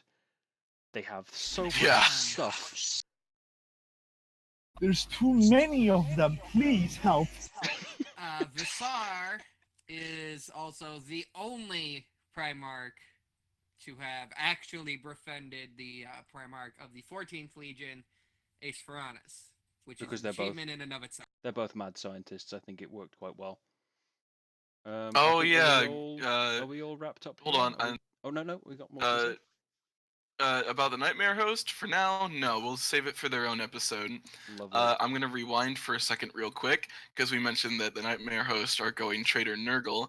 The Yes. Honorbound are Traitor Undivided, with Hyzo being the Arch Traitor. The Dusk Basilisks are ultimately a Loyalist Legion.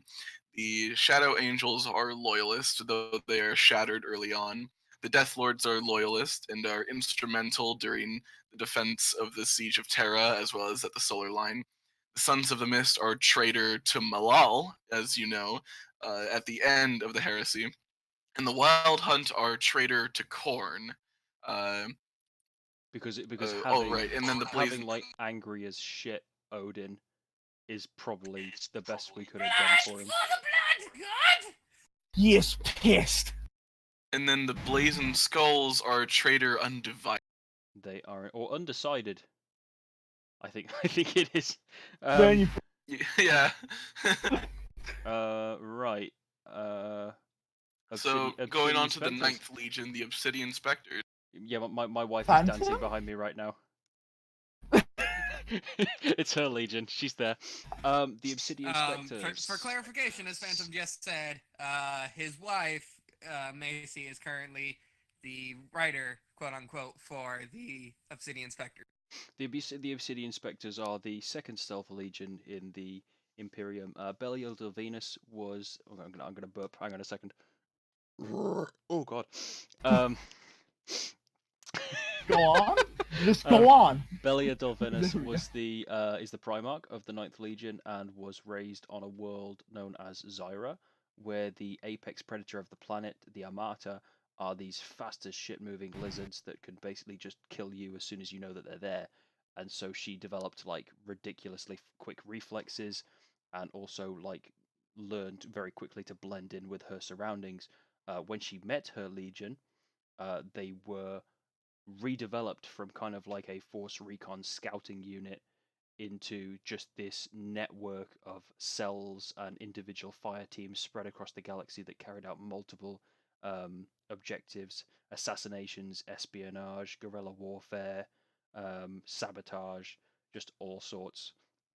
And they're great because none of them is particularly responsible for the other. None of them have a direct like way of knowing what the other is doing. They're completely independent of one another.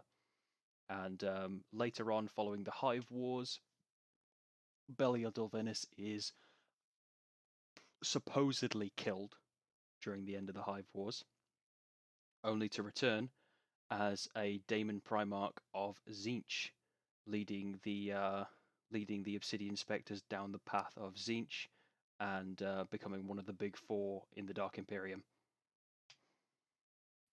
Mm-hmm. Okay, I don't think I can do any better than that. And Belial is best girl. She must be protected at all costs. This isn't a drill. This isn't a drill. Just subscribe, like, and subscribe. Please. I'm just gonna say it's quite interesting how Hyzo had a very close relationship to Belia, Yes. and how her supposed death resulted in Hyzo turning to Arch Traitor. Oh yeah. Oh yeah. Yeah, That's called foreshadowing. Hyzo loved Belia just like a little sister, and it was great. He was. But Belia's death towards the end of the Hive Wars broke Hyzo, and it gave him reason to question if the Emperor's rule and if the end game of the Great Crusade was all going to be worth it in the end, which led him to corruption. I'm just saying, Phantom made Hyzo, his wife made Belia. It's just a coincidence.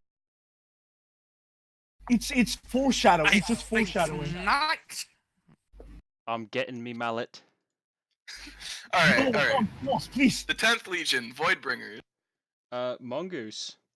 Not an awful lot we know about the Voidbringers other than the fact that they are. Oh, hold on. Okay, never mind. We do know some stuff about the Voidbringers. No, Mini Cliff asked, will all this information be available to read somewhere online? Why, yes. Now that you ask, we have all of this information mostly documented down in our Discord server. That we may potentially be posting a link to, because I've got the observer role pretty well down now. So we might be posting links to that for people to come in and take a look at what we've done. And also we have a Fanon also in the works as well that people are slowly adding to. Fanon Adding Wiki. to Fanon Wiki that we are slowly adding to. What is In this addition, feeling we at my do have a neck? YouTube. We do have a YouTube channel called Twin Empires Project. Yes, which we'll be uploading all of our streams to, and potentially any other tidbits that we decide to throw in as well. I think that's fair to say. Yeah. Yeah. Okay. Cool. Now we can talk about the guys. So Voidbringers, the 10th Legion, are anti-Psyker Legion. Not an awful lot known about them, other than the fact that their homeworld, which is a world that I can't pronounce the damn name. Let me see. Yeah, Zeph, take this. I can't do this. I never get this right. I'm gonna butcher it. Their home. It's not. No. That was the old one. Oh, that's Oneroi. Oneroi. Oneroi. Yeah, Oneroi. So Okay. I think the way that that Mongoose wanted to do the world itself was ruled by psychers, and there was like kind of like a military police force of kind of like psychers, and Hadrian was the one to like fight the system. I think that's the way that it was written, and eventually upon meeting Fight his the legion, power! shit, scared the shit out of me. You can tell Come because on. I'm honest that shit. Good lord. And upon meeting the his legion, the Emperor put him in quite close contact with the Sisters of Silence, and in the subsequent years following, when Hadrian made himself known to the Greater Imperium and fully took command of his legion, he was responsible for a lot of actions involving the hunting, destruction, and capture of psychers and dangerous psychic Xenos races. There's not an awful lot written down about him because Mongoose is mostly quite inactive, but for what he has done, he is one of the original RP players, and for the most part, he's done quite a lot towards making Hadrian quite an interesting character who we want to know more about. Hadrian, if you're listening to this, or no, Mongoose, if you're listening to this, get in here. We need you. Do some writing. Do the righty thing. Do the righty thing. 11th. Ultimately, Hadrian remains one of the Loyalist Legion. Yes. I keep jumping ahead. Sorry, Zeph. It's all good. So yeah, Hadrian does remain loyalist. The Emperor's Fangs. One of our newer legions now. Yet they have more than that. Yet they have more. Than, The Emperor's Fangs themselves are actually an original legion from the roleplay. However, their writer fucked off. No, don't be. No, Don't be mean to Plaid like let's that. Let's not. The Emperor's Fangs have probably been the legion that has seen the most in terms of writers kind of like shifting. We've had, I think, 3 or 4 writers for the 11th Legion before settling on Davidson, who was put a lot of artwork especially into them, and has also redesigned from what we had originally intended. So we started with Tigravina, then we went to Tigris, and now we're at Tigerius. So it's yeah. They really like tigers. We really like tigers. The 11th Legion, it's all tigers, man. We love them. They're very good friends with them. Indeed. So for the 11th, the Emperor's Fangs, their homeworld is Malkia. They specialize in close quarters combat, ambush tactics, shock and awe, but they are probably one of the main legions, or the only legion that has been exclusively trained to combat other Astartes. They are the Emperor's executioners, and they are responsible for the hunting down of rebel Astartes during at least one mentioned point during the Great Crusade that we won't go into at this current point in time. We'll leave you all waiting. leave you all in suspense. Their Primarch, Tigerius Ferox, leads the Emperor's Fangs pretty damn well. From their origins as the Death Hounds, and they also have an additional organ, an additional gene seed organ not seen in any of the other Space Marine legions, known as the Viscera gland. When triggered in battle, the gland releases a cocktail of various chemicals and hormones that will cause the Astartes to have incredibly increased energy and physical output for a short amount of time, and that is why the Emperor saw fit to name them as his executioners. And they get absolutely shafted during the heresy. I'm just gonna say that now. And as a side note, I would just like to mention none of us think ill of the current writer or the old writer. We're just bad at words. That's it. Yeah, no, I think We're just bad at words. I don't want to be that guy. I didn't realize the Viscera gland existed. It sounds a lot like an already existing gene seed organ that suppresses feelings of tiredness. Oh, it just basically gives them like adrenaline through the roof, but they burn out pretty quickly afterwards. We'll have to review that because I feel like it might already be covered in the regular gene seed implants. We'll go over that. I did have a look through to see if it matched up with anything else, but yeah, we can review that if needed. We'll need to get Davidson in to talk about it. But Yeah. that's They ultimately stay loyalist. They do. Yes, they do. They stick to the Emperor. They do. They like the Golden Man. Despite the fact that they aren't. Davidson hasn't perceived them as being inherently 100% loyal. They aren't on kind of like very trusting terms with the Emperor, but they do believe in the Imperium, so they will follow the Emperor's commands without question. That mostly to the letter. So they're loyal to the Imperium, not the Emperor. Yeah. They trust him, just not well. Yeah. Okay. Now Legion. Solar Wolves. Solar Wolves. Get in here. Okay. So, before before the heresy, the Solar Wolves were in a sense shackled. Being the 12th Legion, they were led by Inconan Sargonus, whose homeworld is what was it again? Acadia. Yeah, sorry. I keep forgetting. Their homeworld is Acadia, and which I is thought it was pronounced Acadia. I pronounce it Acadia. I don't know. Acadia does sound better. Yeah, will be it sounds right just back. like Acadia. Okay, so Encodan Sargonus landed on the planet of Acadia. I can't say Acadia, which was a planet in a subsector where no other planet was really populated by humans anyway. Like there was native wildlife, but there wasn't really a lot of humans. And he happened to land on, luckily enough, the single planet in which there was life, Acadia.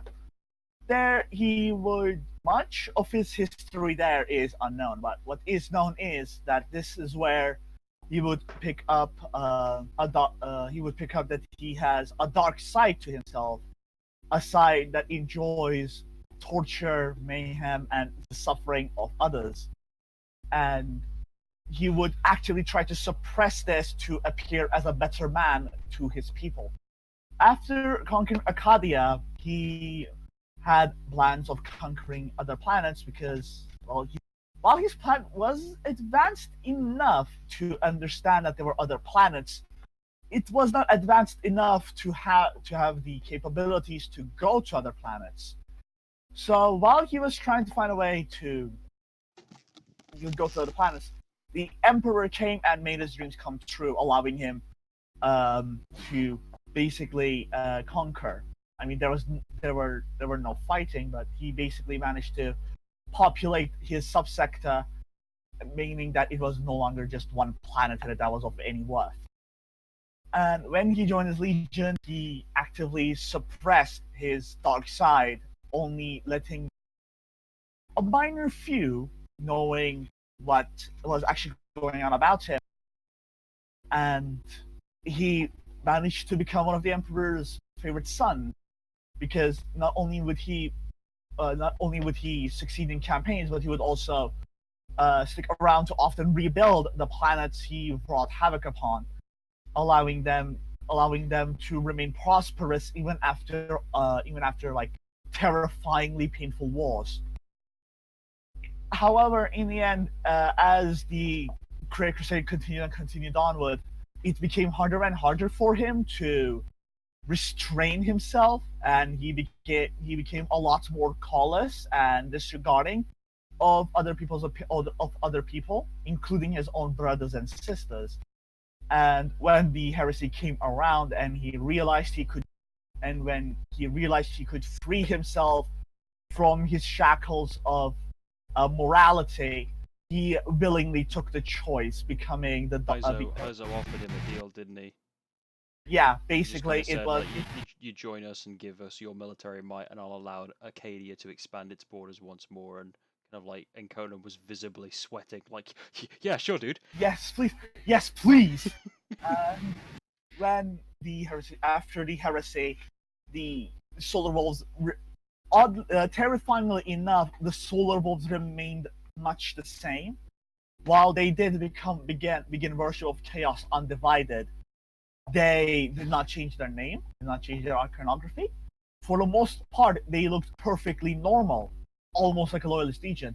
However, what differentiated them was that while they would continuously assist the Dark Imperium in expanding its borders and keeping what it has secure, when they fell upon a planet, there would be no life safe. Those who stood against them would either be taken as slave workers or thrown into their gladiatorial pits to fight for their entertainment. Basically, when Conan fell to his sadistic desires, his sons joined them. And that's it, really. Yeah, I was about to say, let's not blow all our load. Let's save some of that for their own. Let's keep these to My probably head about, like, hurts. a couple of minutes at the most. Just not Yeah, going I'm so too sorry. overboard, because we're nearly there, and it's getting a little bit late on my end. So we'll try and just My like head blast through hurts. these ones now. Sorry. Yeah, It's cool. It's cool. we're nearly a half an hour over time. We are, yeah. So let's try and just Let's try and get be a through little it. more. Nova Bears. Parkour! 13th Legion. It's me, your boy, Cannon. He's a bear dad. He likes his sons. He turns his son into bears by accident. Not because of anything he actively did. They just sort of picked up some habits from him, and suddenly they were bears.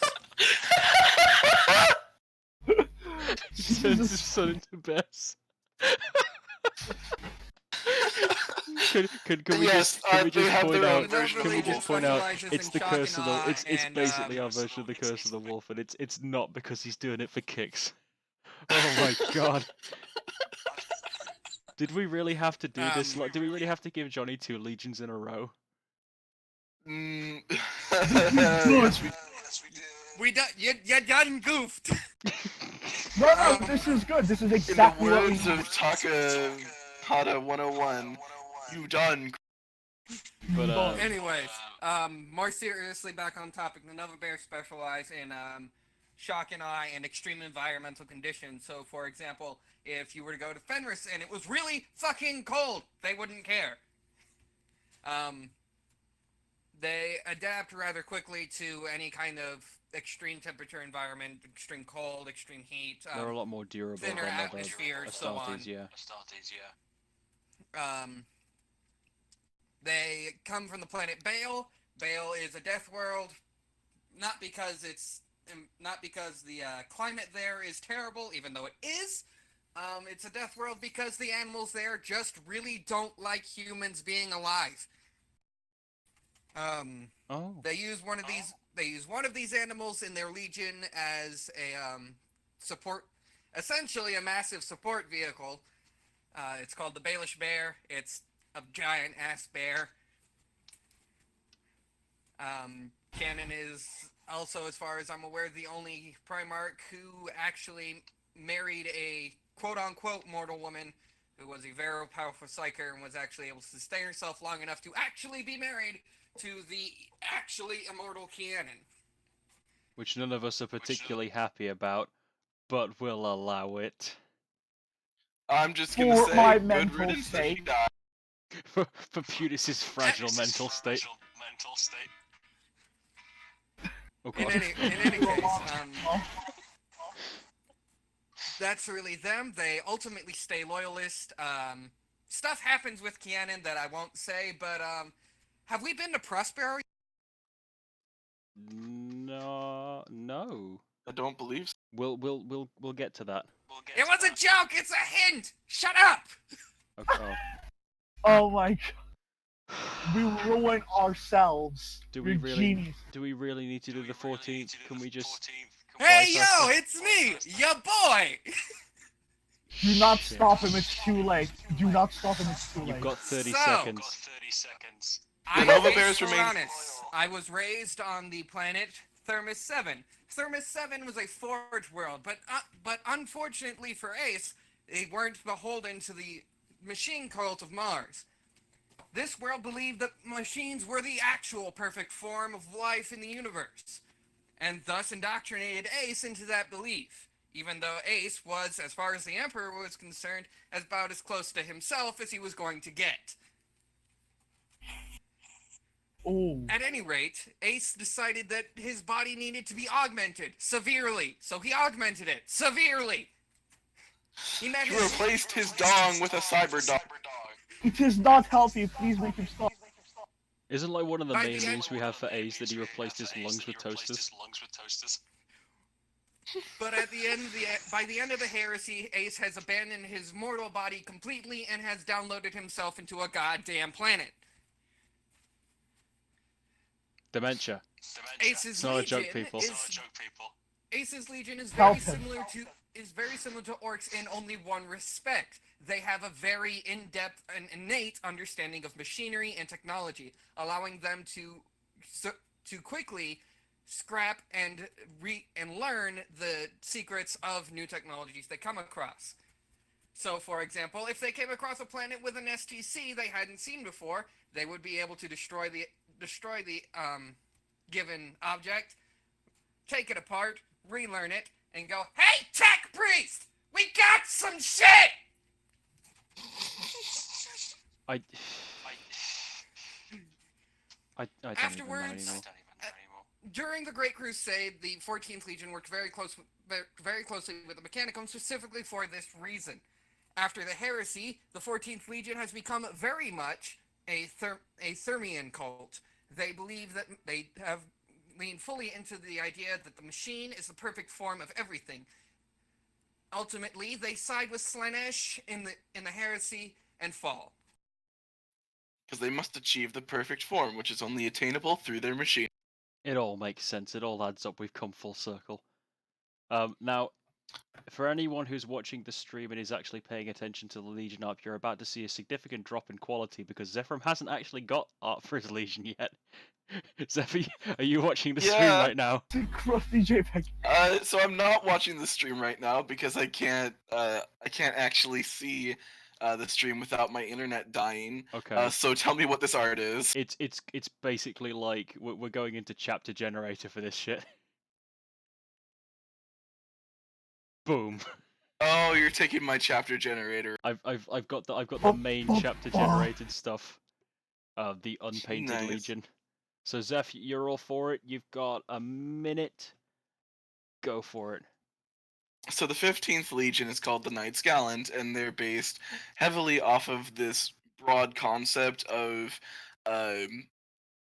essentially just warriors of a code of honor. So more heavily influenced by knightly culture, Western knightly culture, such as the Teutonic Knights, the Knights of England, of France, just all around that kind of medieval period of knightlyhood. So much so that they do have a somewhat of a disdain for long-ranged or heavier weapons, but they don't. But they do know that in some cases they are necessary, and they have to use them. Oh man, what else do I say about these guys? They're knights, they cavalry charge, they have a cavalry charge meaning with bikes. They have some unique applications of jet bike and bike They are technologies, kind basically of the Knights meme, aren't they? either, yeah, kind of on the outside. That's the best way to describe them, is It's that they are to they are summarize them in knights a and they sentence. cavalry It's like charge. it's 40k Bretonia. Yeah, But that was the cooler. original But cool. that was the original inspiration that had me make them. Since then, I've been trying to have them apply their own actual identity other than just copy pasting Bretonia over. Um, Other than that, their Primarch Leon epithet. He has an epithet currently called the Lionhearted. I'm trying to think about changing that because it's too close to Lewin Leoncoeur from Bretonia, who Leoncoeur means the Lionhearted in the Bretonian language. So Oh my god, you're such a nerd. Oops. yes, I am, and the Legion. Yeah, Go I on. mean, there's not Go really on. much else for me to say, because if I start talking about any specific thing, I'm gonna start going in depth about like the whole history about why this thing is that way. We don't want to subtract So from your Legion podcast. yeah, so anyway, Leon grew up on the world Ruvan, and ascended to become king of the world, and on at the exact moment when he obtained dominance over the entire world is when Zilthea descended to retrieve him and take him to the emperor, and that's why Leon and Zilthea have a pretty close relationship. Do not Oh, that's cough right. like that. Leon's mission in life is to secure the rear flanks. That's very important, by the way. That That is will super come up important. later. That will come up later. Note that down. There will be a test. There will be a test. Yeah. You'll all be It's graded 40 on it. minutes because 40k. Okay, we've got 5 legions At the left. end, We really need to wrap this up. At the end, Leon and the Knights Gallant remain Loyal. Loyal. They're very cool. and Don't loyal. worry, Yeah. Zeph. We're covering for you. Oh, darn, did I not say loyal? I meant to say loyal. You did. Your mic did the thing. It did Oh, the it did funny. the thing? Okay. 16th Legion, Frostwalkers. Frostwalkers. Oh, I didn't realize it was me that was next. Okay. Vorstus Kalkidra, the coming winter. The Frostwalkers are a legion that is heavily based on the use of attrition.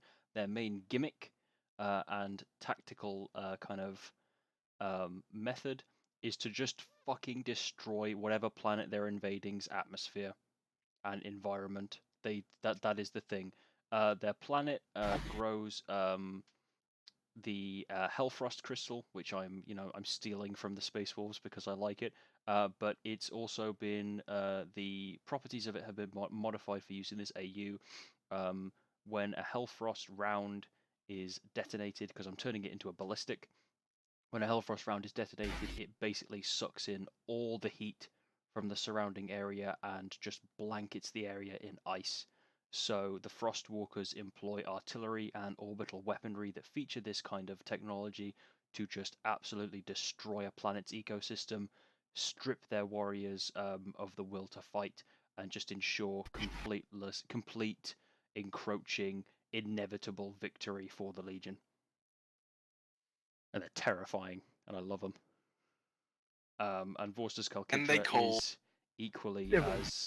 as kind of like cold and calculating, but he also just kind of like he completely believes that any type of honor or chivalry or any code of ethics is just getting in the way of victory, which is tested obviously when the heresy comes along and he has to question if what he truly believes is the correct course of action. Vorstus does ultimately stay loyal. He is part of the smaller group of loyalists that are caught outside the Ruinstorm during the heresy and have to fight to get back in. And he is part of the reinforcements that arrive during the Siege of Terror and help drive the traitors off during the Scouring. Yeah. Him and Kiernan are best friends. They are good friends, yes. Good buddy. Okay, They get along well. I can hear Kiridus like salivating at this point. So let's 17th Legion, the 17th Celestial Legion. the Celestial Legion. How much time do I have? A minute. Okay. So the Celestial Legion is the 17th Legion, and unlike other legions who have a main technical doctrine, main specialization, the Celestial Legion is a generalist legion that can do they can pull off any tactic, but not as well as their brothers and their cousins in the other legions. Their Primarch is Celestia, Major Celestia Demostrate, because she got herself a last name for formality's sake, and she landed on the world of Olympius. It was originally named Olympia, but then I realized I run warriors, and that was bad, so I renamed it to Olympus. And It's not necessarily a bad thing. Shut up. I just prefer it being completely original.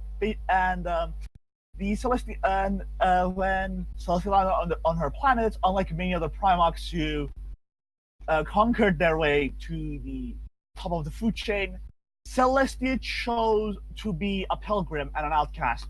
She would walk the lands of Olympus, only talking with the people she wanted to talk to learn from their wisdom and help those in need. Until the world was engulfed in war and Celestia needed to step in to do something. She rallied up the few empires, because Olympus was not a single empire; it was several empires. She gathered up the kings and queens of Olympus who would wanted to bring back peace and not just conquer every other land, and united them against what is referred to as the tyrants of Olympus, those who wanted the entirety of the planet for themselves. As a result, and she eventually succeeded, having to take down the tyrants, as she was worried that they would eventually rise to power again and cause more problems. And she then asked the kings and queens to choose a new leader for their unified Olympus, and to much their surprise, they chose her. The Celestial Legion is heavily based on ancient Greek culture.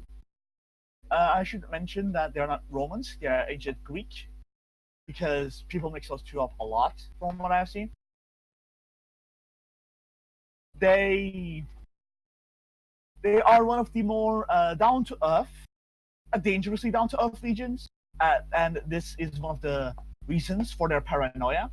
Celestia was informed of chaos, or a little bit of at least as much as she could reach, as much as she could understand, and this resulted in her This resulted in her and her legion constantly getting more paranoid, as they constantly tried to get rid of what they thought of as corruption, leading to them making many loyal sons and daughters of the Emperor turn against their master because of their horrible actions. And as for how they're down to earth, well, many of their members are, because of how human their Primarch is, they also slowly return to being more human than Astartes, thus causing them to become a lot more friendlier and down to earth. In fact, if I remember this correctly, there was a scene in the RP where Isar Taril bumped into a group of Celestial Legionnaires singing, and ultimately, though they were hated and though they were not liked by many and hated by many more, they stayed loyal to the Emperor and were present for the Siege of Terra. Gonna have to rush you on the end game for it, Feudus. Gonna have to rush you a little bit on the end game. Talk me heresy. Talk me post heresy. Oh, heresy and post heresy. Okay. Yep. During the heresy, they were they got what was coming to them, basically, and they were attacked by the two legions, the Wild Hunters and the Sons of the Mist, both of whom they have had negative relationships with in the past. These constant battles and the fact that they kept trying to stay present in the heresy resulted in them becoming almost getting destroyed, and their Primarch being forced to fake her death because she thought that she made this like little pet project of hers called the 21st. And I'm not gonna tell you guys about anything about her. No, That's I think we'll leave it at that. Celestia fakes her death. The Celestial Legion is in tatters for most of the heresy. And- They link up with Vorstus and the Frostwalkers and are present during the end of the Siege of Terra. And last, after the heresy, the Celestial Legion split up into two main groups: the lawful, who follow the Imperial truth, and the faithful, who, if you cannot tell, follow the Lectitio Divinatus and actively worship the Emperor. That's it. Okay, all right. That was not a minute, but okay. Right. Astral You can Jaguar. fuck that on my 18th Legion. Astral Jaguars. So the Astral Jaguars are our Fortifications Legion. They've more recently been taken over by Celtic, who is a really nice guy. The Astral Jaguars are led by Zolin Onka, who is the master of, I believe, Zlopek. I'm probably butchering that. The Astral Jaguars were originally kind of like violent berserkers, or kind of like very, very bloodthirsty warriors, but Zolin took them under his wing, and trained them to be more spiritual and focused warriors. The Astral Jaguars are very keen craftsmen, and also very skilled architects. And it is these gifts that give the Emperor cause to name Zolin the Master of Defences and directly commission him to construct the defences of the Solar Line. Zolin and his legion remain mostly loyal during the heresy, and at which point they come into direct confrontation with Jaraxxus and the Blazing Skulls when the latter attacks his homeworld. But for the most part, they remain loyal. I don't believe we've had a lot written for them post-heresy, as Celtic and Davidson, for that matter, are still adjusting to the role, and they're still kind of like just figuring out what it is that they want to do. But all in all, they are a pretty solid legion. Yeah, they're pretty neat. Okay. 9th, Outriders. 19th, the Outriders. Shall I take this one as well? Go on. Okay. Yeah. So the Outriders are probably one of our oldest legions. They were created in the RP that was. Their Primarch Varkas Alamrakar basically inhabits the desert planet of... Oh my god, I've just gone... Sarah. Okay. In which he spends most of his early life on a caravan until he was horrendously burned when it was attacked by early Khornate cultists. Varkas eventually becomes kind of like a hooded vigilante patrolling the wastes with his bandit company, the Jackals, and they end up becoming kind of like the eventual saviors and rulers of the planet. The Outriders kind of specialize in fast attack, but they do it as kind of like an art form. It's very swift and very kind of like what's the word I'm looking for? Elegant? Yeah, okay, elegant. Varkas does join the traitors during the heresy. Probably he joins them for the right reasons. Yeah, it's good reason. Yeah. He joins them for like the right reasons, and eventually Right reasons, wrong side. wrong side. Yeah. Exactly. We haven't talked an awful lot about what it is that they do post heresy, but at the same time, the Outriders don't actually have a writer for them currently, so it is proving quite difficult for us because we don't want to put too much lore into a legion that a writer might come in and decide to change. So for the most part, Varkas works as is. We just don't want to add to him at the moment. I think that's fair. Yeah, that's completely fair. Right. And finally, The Star the Sentinels. Star Sentinels, Luna- my pet project. It Who is almost being slipped, I'm so written sorry. by the other Phantom. The one that is The- the 38th. The Pretender Phantom. The false Phantom. So the Star Sentinels, I believe, because I know that Phantom went in and did some stuff about them. Right. So the Star Sentinels, their specialization is shock assault, void combat, and xenocide. To the best of my knowledge, Pretty much. they are veterans of all three Rangan xenocides. They were present in all three of them, and they played a major part during the Hive Wars, which has made them very adept at killing aliens. Their Primarch, we have mentioned already, is Tyron, who is corrupted by the Tyranid hive mind, leading half the Legion to actually join him. And then following this, the Star Sentinels, for the most part, garrison the edges of the galaxy, awaiting the return of the Tyranids, just in case. Because the loyalists among them feel absolutely terrible for allowing that to have happened during the Hive Wars, and as such, for the most part, they don't play a major role during the Heresy. I believe They do have a limited capacity of a role, but they are mostly just kind of around the ring of the Halo stars, waiting for the. Yeah. And I think there was we have kind of discussed previously that there is some potential for them to contribute to the foundation of the Death Watch, but that's all just kind of hearsay at the minute. We haven't got anything concrete for it. Yeah, we'll definitely need to. We'll definitely be right back with more information on them eventually. Because again, with Phantom Davidson and Celtic, they are new writers, so we are still getting into the gist of it. But I think that summarizes all of our legions. I think that's a good point for us to kind of just Yeah, wrap things up. that's a good way to. We're already nearly an hour over time. Exactly. These episodes will not take this long every time. No.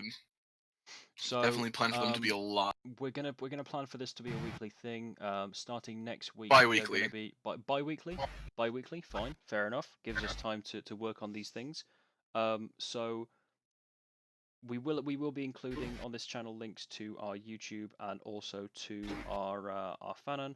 And also we probably maybe after a bit of discussion we'll maybe share the link to our Discord here as well. Just to let people come in and have a look at what we've done, but we'll need to talk about that a little bit first. The next session that we do, we're going to be focusing on one of the legions, and from what we've spoken about, it's probably going to be either the Honor-Bound, the Nightmare Host, or the Celestial Legion, I believe. Yeah. So Yeah. we'll go into we're definitely gonna do all 20, and we're gonna go into detail about obviously what legions are done. So we will see. We'll see what happens.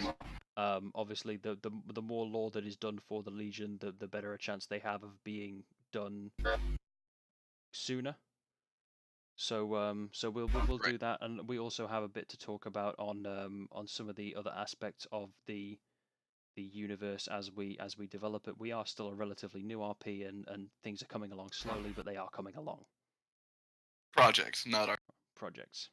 Yeah, we are not RPing. Not anymore, at least. No. Did I say RP? Oh god. Yes, you did. Oh dear. It's okay, don't worry about it. Oh It's all good. But no. Well, you guys have all been wonderful, and a lot of these questions here that I have just had like chucked in the chat, and I have been looking at them. I've been watching. We will take away.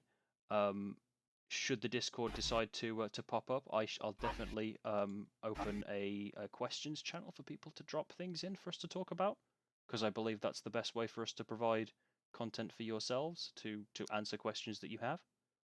Definitely. Hooray for a Q&A segment. Q&A segment. Yeah, this is where Johnny gets to throw out how actually damaged he is. He's insane. Right then. So and so asked how many voices it. I stopped counting. Let's Not let's- enough. let- Not enough. Shit. Alright, Let's well- leave it there then. From all of us here, you've been wonderful.